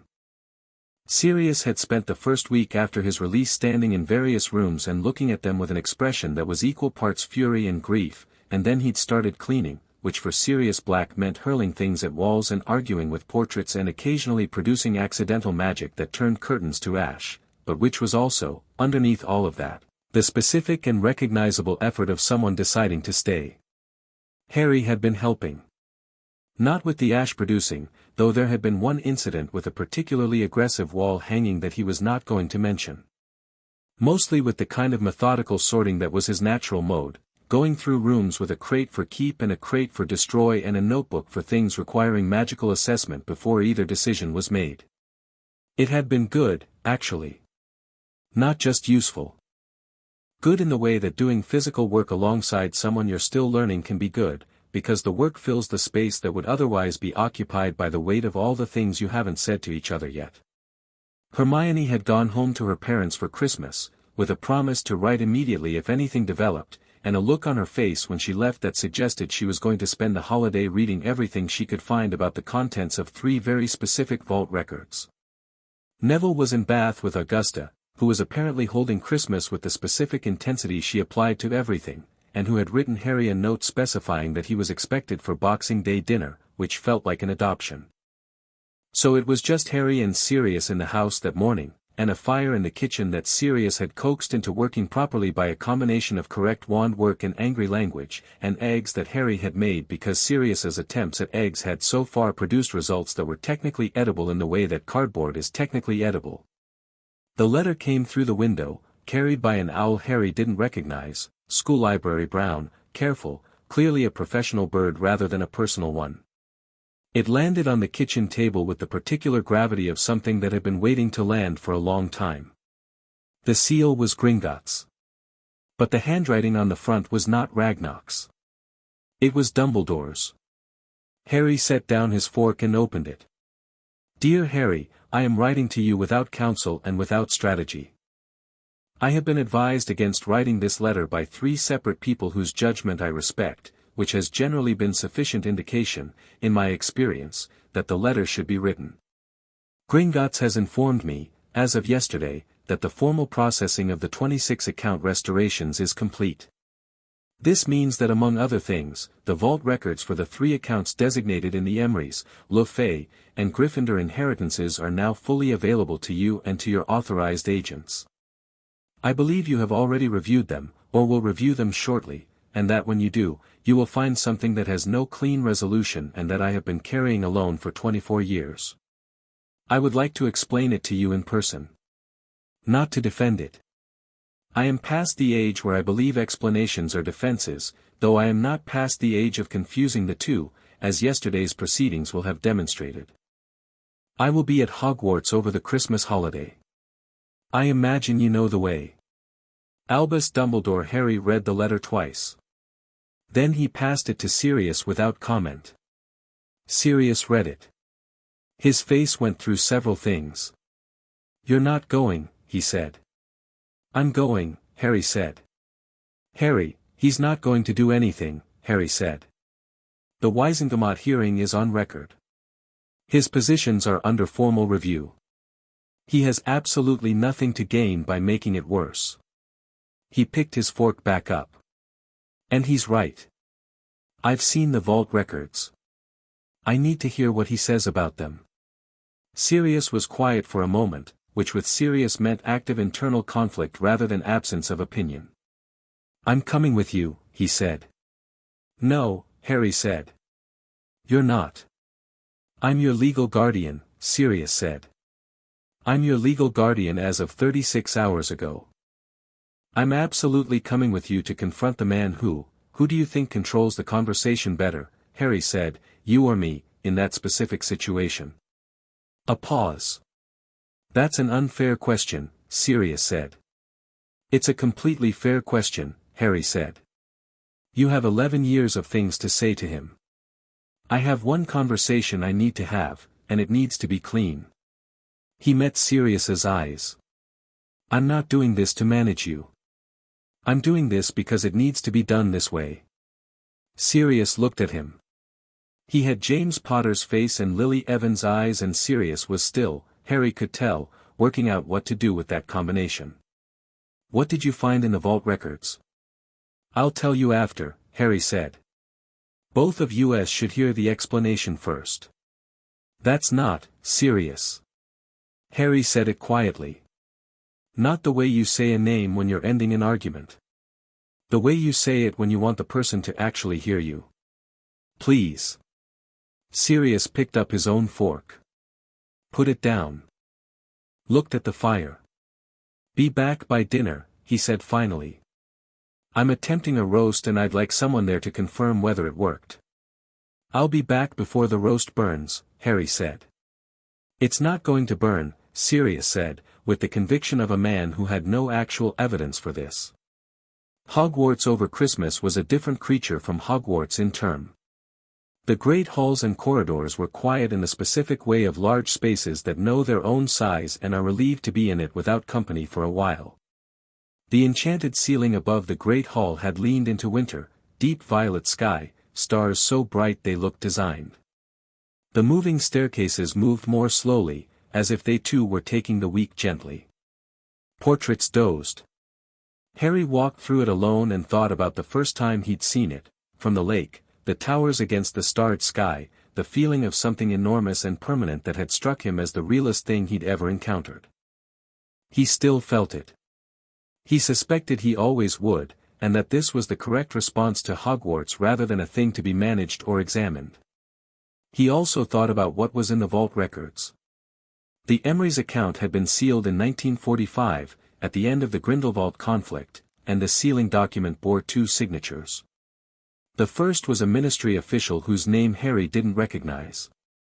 The second was Albus Dumbledore, who had signed in his capacity as the newly appointed Supreme Mugwump of the International Confederation of Wizards, a position he'd assumed 6 weeks after the final battle at Nurmengard. This alone was significant but not extraordinary. Dumbledore had signed many sealing documents over the years. What made the Emery's account different was the accompanying letter in the vault's document sleeve, a letter written in a hand Harry had never seen, on paper so old it had gone the color of weak tea, sealed with a mark that the genealogical record identified as the personal seal of a wizard named Aurelius Emery's, last documented member of that family, who had died in the summer of 1945 at the age of 112. The letter was addressed to his heir. His heir, the letter specified at considerable length, through a line of descent that Aurelius Emery's had spent the last years of his very long life documenting with the focused precision of someone who knows their time is short and their business is unfinished. His heir, the letter named, was the child of a specific union that had occurred in 1979. James Potter and Lily Evans had not known about the Emery's inheritance. That was clear from the document trail. What was also clear, from a separate document in the same sleeve, was that by August 1981, 2 months before the Potters died, Albus Dumbledore had known. He'd received the genealogical documentation from the Wizarding Heritage Registry, which sent automatic notifications when living heirs were identified for dormant accounts. He'd received the notification. He'd filed it. He hadn't told the Potters. That alone Harry could have attributed to oversight. Dumbledore managed an enormous amount of information, the world was at war, perhaps the notification had been lost in the weight of everything else. Except it hadn't been lost. Because in the Lordships vault records, there was another notification, this one dated October 1981, 1 week before Halloween. Another automatic genealogical notification. Another heir identification. Another document received by Albus Dumbledore and filed without action. And in the Gryffindor vault, the deepest part of the record, the part that required Ragnarok himself to unseal, was a document that made both previous discoveries feel like preparation. It was a prophecy record. Not the prophecy, not the glass sphere from the Hall of Prophecy that Dumbledore had presumably heard about through his network. This was older. This was a formal wizarding heritage prophecy, the kind made by families with deep enough magical heritage that their bloodline produced oracular knowledge as a natural consequence of what they carried. The Gryffindor line had produced 3 documented heritage prophecies in its history. The third one had been made in 1979, the same year Harry was born, and it had been registered with Gringotts by the vault's magical recording system as required by the terms of the Gryffindor estate's original charter. It was 14 lines. Harry had read it 4 times before he'd had to stop and sit on Ragnarok's office floor for a few minutes. He was still working out what he thought about it. Dumbledore was in his office, which looked smaller than it had in October, or rather, Harry's sense of it had changed. The instruments still whirred. Fawkes was still on his perch. The portraits were awake, which meant they were watching, which was something Harry noted and filed. Dumbledore stood when Harry came in, which he hadn't done before. It was a small thing and it meant something. "Thank you for coming," he said. "You asked me to," Harry said. He sat down without being invited to, and after a moment Dumbledore sat too, which felt like a minor but real adjustment in the architecture of the room. "You said you had an explanation." "I said I wanted to explain," Dumbledore said. "I've been thinking since yesterday about the difference." He looked at his hands, which Harry had noticed he did when he was in genuine rather than performed thought. "An explanation implies a sufficient account. I'm not sure one exists." "Tell me about the Emery's notification," Harry said. Dumbledore looked at him. "You've seen the vault records?" "Yes."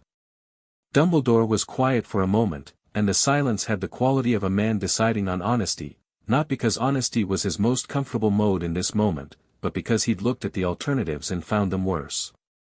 "I received the Emery's notification in August 1981, he said. "I also received the Lordships notification in October." By that point the genealogical picture was, he paused. "I had already reviewed the heritage records.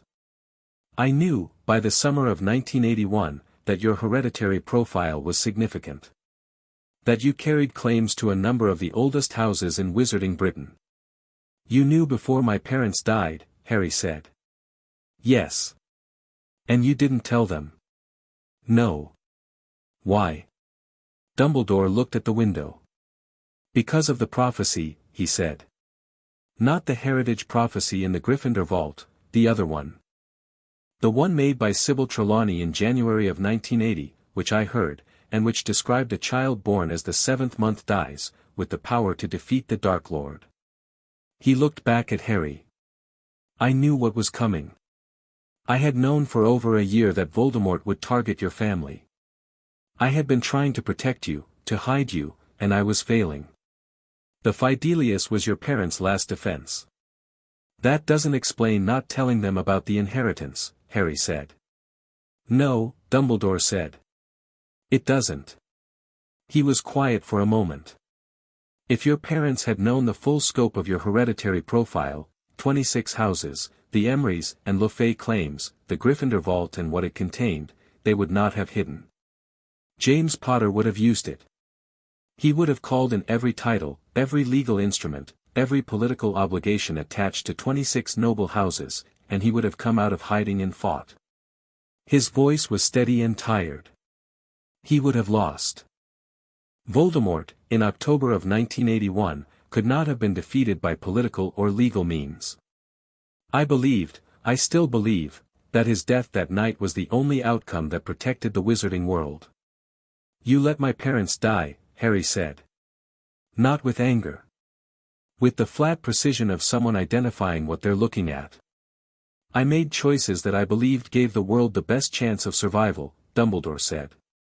"Your parents' choices too, they chose the Fidelius. They chose to trust Sirius. They were not passive in their own fate. But the full truth is that I had information they didn't have, and I did not give it to them, and they died, and that is," he stopped. When he started again his voice was still controlled, but the control was costing something. "That is something I will carry until I die.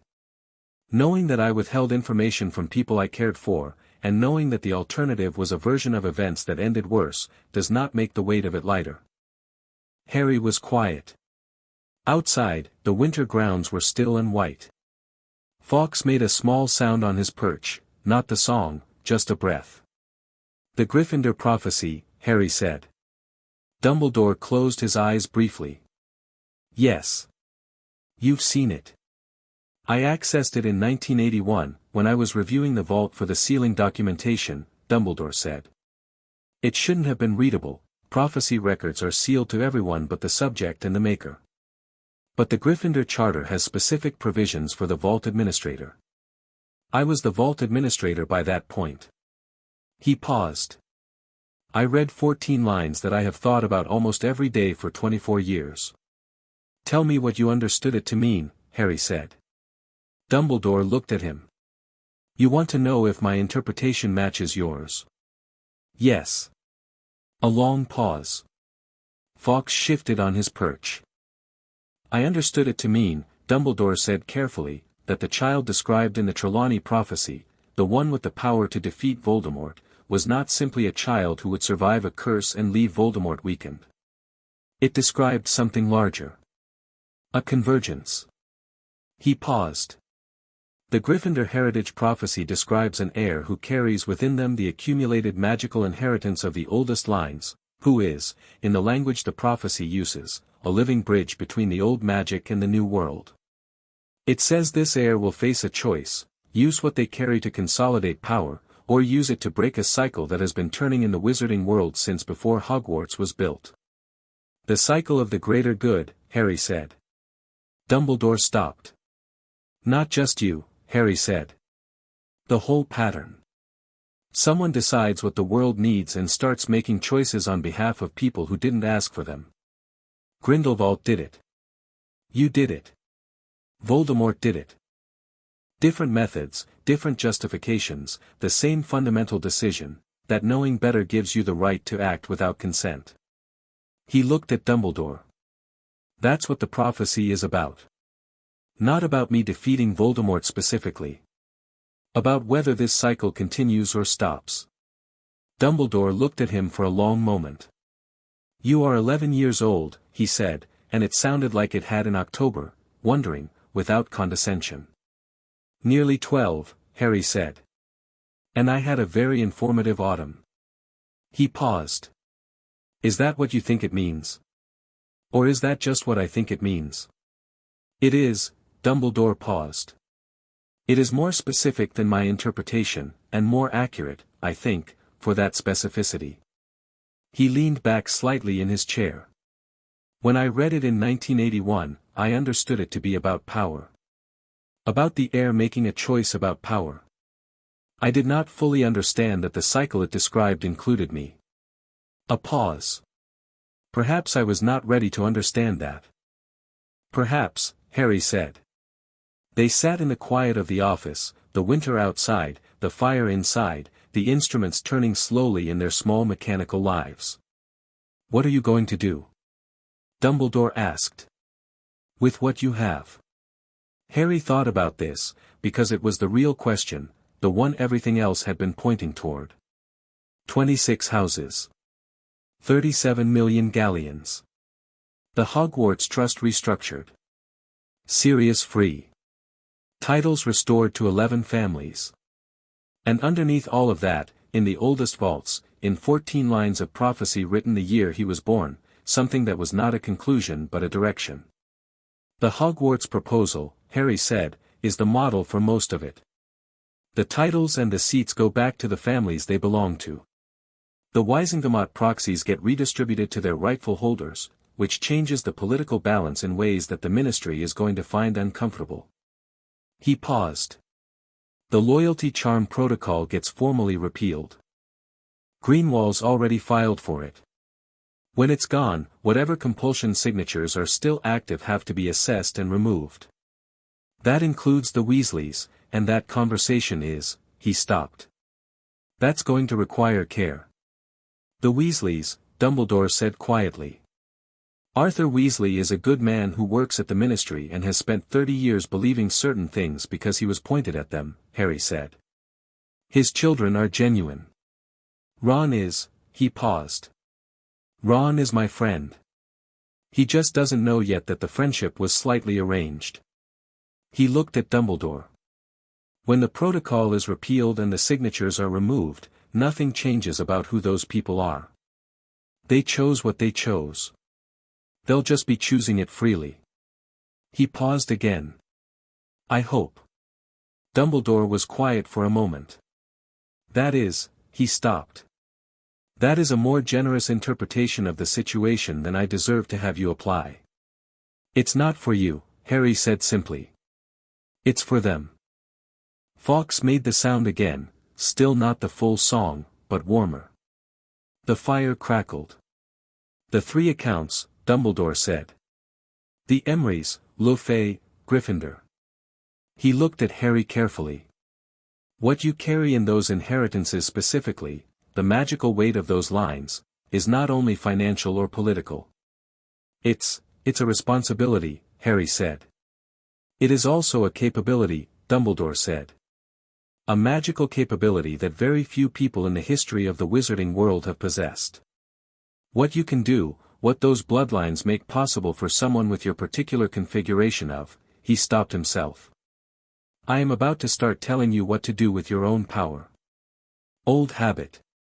He looked at his hands. Forgive me.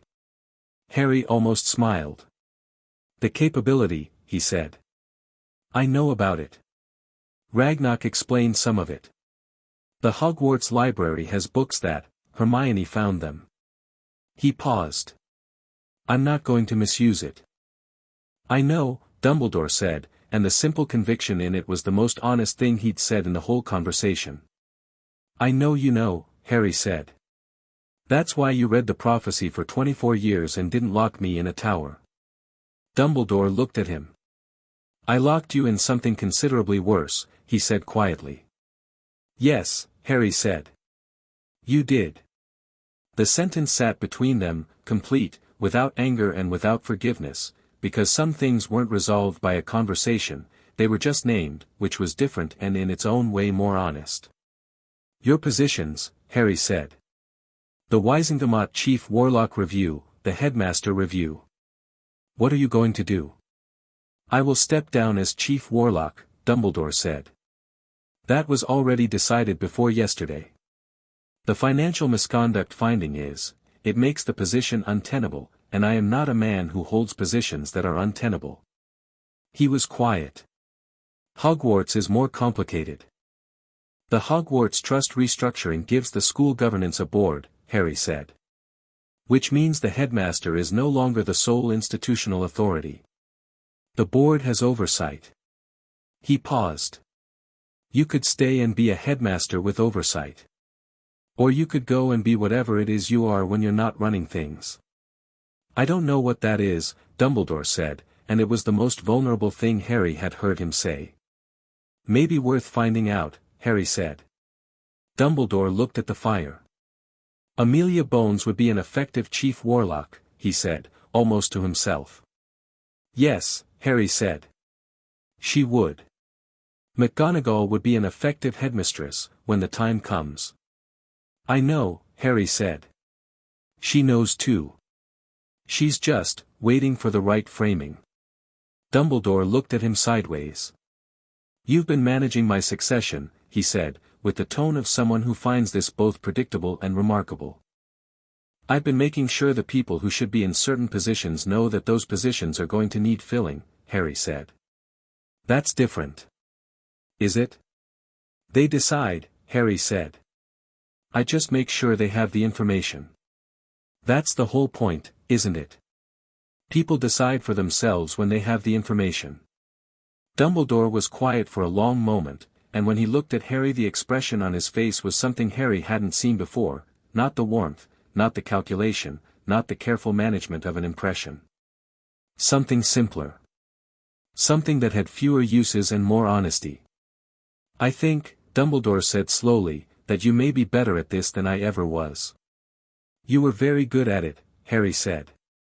That was most of the problem. He left the castle as the afternoon light was going. Blue and gold across the snow, the grounds crystalline, his breath a small cloud walking ahead of him.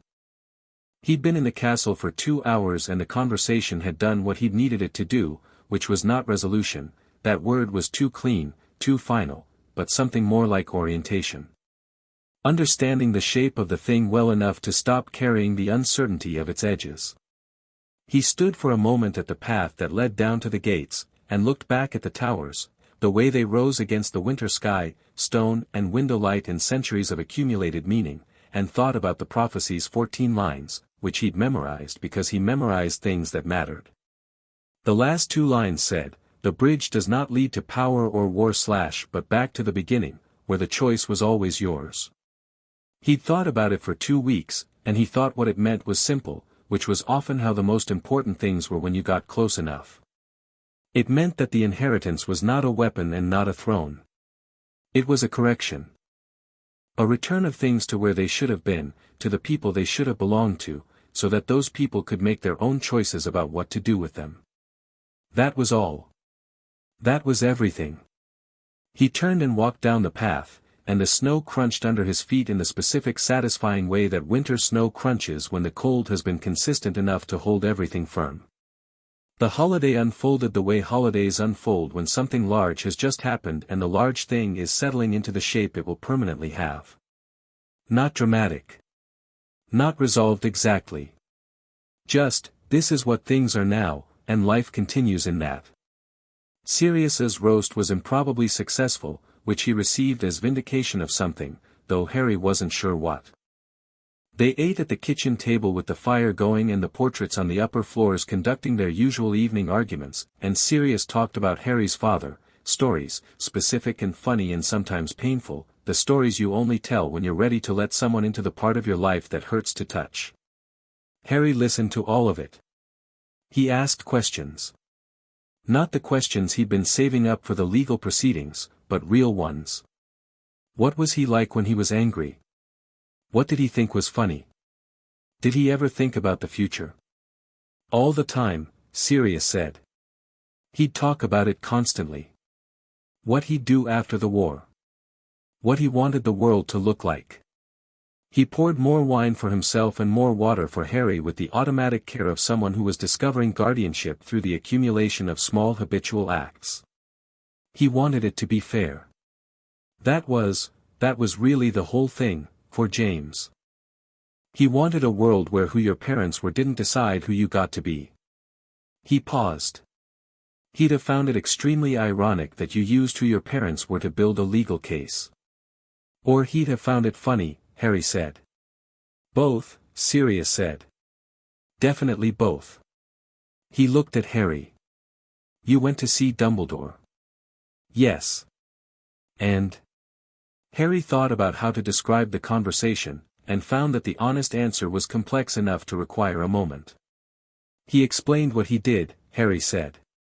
Not all of it made sense, and some of it was still wrong even in context. But, he paused. He's trying to understand where the thing he believed about himself stopped being true, and he stopped. That's actually hard. Even for someone who caused a lot of damage with it. Sirius was quiet for a long time. The fire moved. Somewhere in the house, a portrait changed rooms with a soft bump. I was angry at him for 11 years, Sirius said.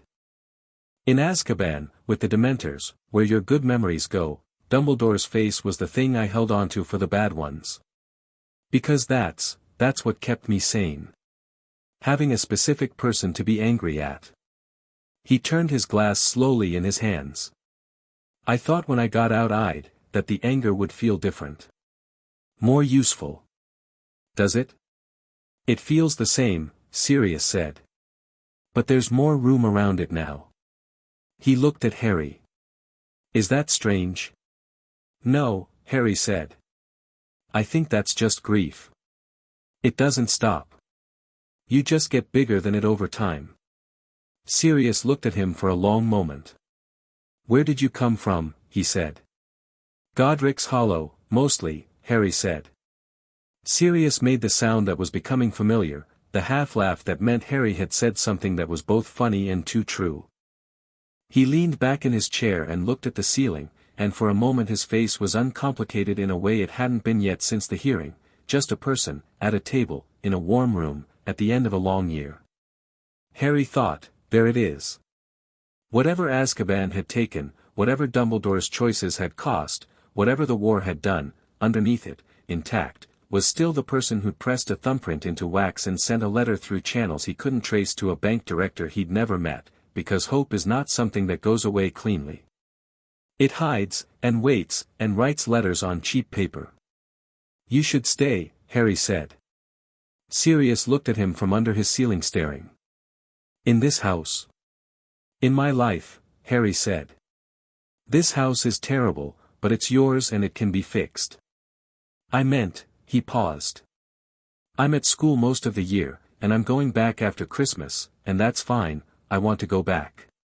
But when I'm not there, I want here to be where I come. Sirius sat up slowly. Harry, you're my guardian, Harry said. Not just legally. I'm not, I don't need you to make it official. I just want to say it clearly because I've lived around people who didn't say clear things for a long time and I've learned to not do that. He looked at Sirius directly. You're my family. Sirius was quiet for a moment. His jaw worked slightly. You're very young to be this put together, he said roughly. Grim old place, Harry said, gesturing vaguely at the house. You're saying this in the house where the Black family raised you. You don't have a strong argument for age being a guarantee of anything. Sirius made a sound between a laugh and something else. Then, yeah, he said. Yeah, all right. He looked at Harry. You've got James's nerve. And my mother's patience, Harry said. You said. Yeah, Sirius said. I did. The letter from Greenwall arrived 3 days after Christmas.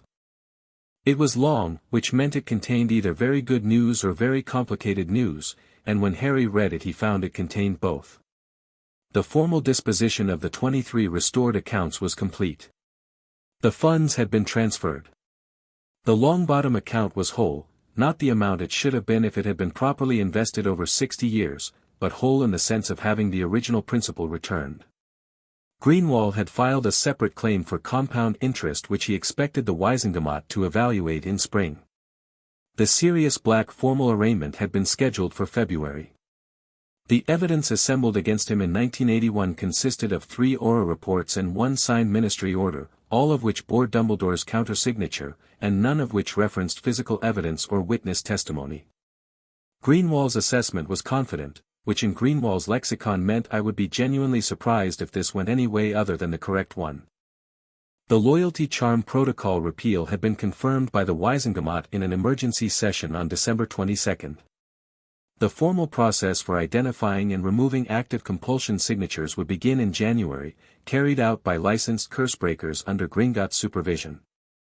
The Weasley family had been notified. Greenwall's note on this was brief. Arthur Weasley took the notification with considerable dignity. His wife required more time. This is an ongoing matter. Dumbledore had resigned as Chief Warlock effective January 1. He had submitted a formal statement to the Wizengamot that was, Greenwall noted with professional acknowledgement, unusually honest and likely to be studied by legal historians for some years. He had not resigned as headmaster. The Hogwarts Trust Board met in January for its first convening, at which point the question of the headmaster's position would be on the agenda. Greenwall expected it to be handled with less drama than the Wizengamot proceedings. He expected it to be handled better. The last paragraph of the letter was short and characteristic. You have conducted yourself throughout this process with an intelligence and a composure that, frankly, has made my job significantly easier than these cases usually are. I say this not as flattery but as assessment. Do your homework. Do not do anything rash. Write to me if anything changes. See, Greenwall. Harry folded the letter and sat for a while in the window of his room at Grimmauld Place, looking out at the grey London January that was working its way toward the house like a slow incoming tide. He thought about Hermione, somewhere in Oxfordshire, probably reading 3 books simultaneously and annotating all of them. He thought about Neville in Bath eating Augusta's Boxing Day dinner, which according to Neville's letter had involved 4 courses and a sustained family discussion about Wisengamot reform that had gone on until 11. He thought about Ron Weasley, who had sent him a card that was perfectly warm and perfectly genuine, and who would, in January, be told something about himself that was going to require a kind of processing that had no set timeline. He thought about the Trelawney prophecy, which Dumbledore had mentioned and which Harry had looked up in the Hogwarts library before Christmas, the glass sphere in the Hall of Prophecy that described a child with the power to defeat Voldemort. Voldemort, who had been weakened and scattered and was not gone, who was somewhere, in someone, perhaps, or in something, dormant and waiting. Who Quirrell had been afraid of in a way that was too close. That was next year's problem. Or this year's, depending on how the spring went. The Gryffindor prophecy, which was his, back to the beginning, where the choice was always yours, was something he'd had enough time to sit with that it felt less like an instruction and more like a confirmation. He hadn't needed the prophecy to know what he was doing or why he was doing it. He'd needed, maybe, to understand that what he was doing was part of something longer than himself. That was different from being told what to do, which he'd decided early in this process was not a thing he was going to accept from prophecies any more than he was going to accept it from people. He looked at the grey sky and thought about September, about going back to school with all of this behind him and settling into the actual business of being a student, which he was finding he genuinely liked. He thought about the Quidditch season and whether Gryffindor had a chance with him as Seeker, which on reflection they probably did. He thought about the defense classroom and whatever was going to resolve itself about Quirrell, and about whether the restricted section had anything useful about dormant threats, and about the particular quality of Hermione's focused attention when she was onto something she hadn't figured out yet. He thought, this is my life now. Complicated, frequently difficult, occasionally infuriating, full of things to fix and people to know and a castle that was partly his by birthright and partly his by the simpler logic of belonging, which was the kind of belonging that didn't require documentation. He was going to be fine. Not fine in the Dursley sense, which meant invisible and contained and not making trouble. Fine in the actual sense. The sense of knowing where you stand and what you're doing and who is standing with you, which was a thing he'd never had and was learning to have with the same methodical care he brought to everything that mattered. He went back to Hogwarts on January the 2nd. Sirius drove him to King's Cross in a car that should probably have had its MOT sorted before Christmas and didn't, which Harry filed under things to address before next term. The morning was cold and bright, the city busy with people moving back into the rhythm of the year. At the station, Sirius helped him with his trunk and then stood on the platform with his hands in his pockets and that expression, the one that was learning, slowly, to be present without the shadow of the last decade in it. "Right," Sirius said. "I'll write," Harry said. "If anything happens, I'll write immediately," Harry said. "I promise." Sirius looked at him. He looked like he wanted to say something and was deciding whether the moment required it. "Then, your dad would be," he stopped. "I've been thinking about how to say that for weeks and I don't have it yet." "It doesn't have to be a sentence," Harry said. "It just has to be true." "It's true," Sirius said. "Then it's enough," Harry said. He picked up Hedwig's cage and walked toward the barrier, and at the last moment he turned and looked back, and Sirius was watching him with the same grey eyes that had been watching from the beginning of all this, from the cheap paper and the thumbprint seal, from the letter written in the dark of Azkaban by a man who still hoped because hope doesn't go away cleanly. Harry raised one hand. Sirius raised one back.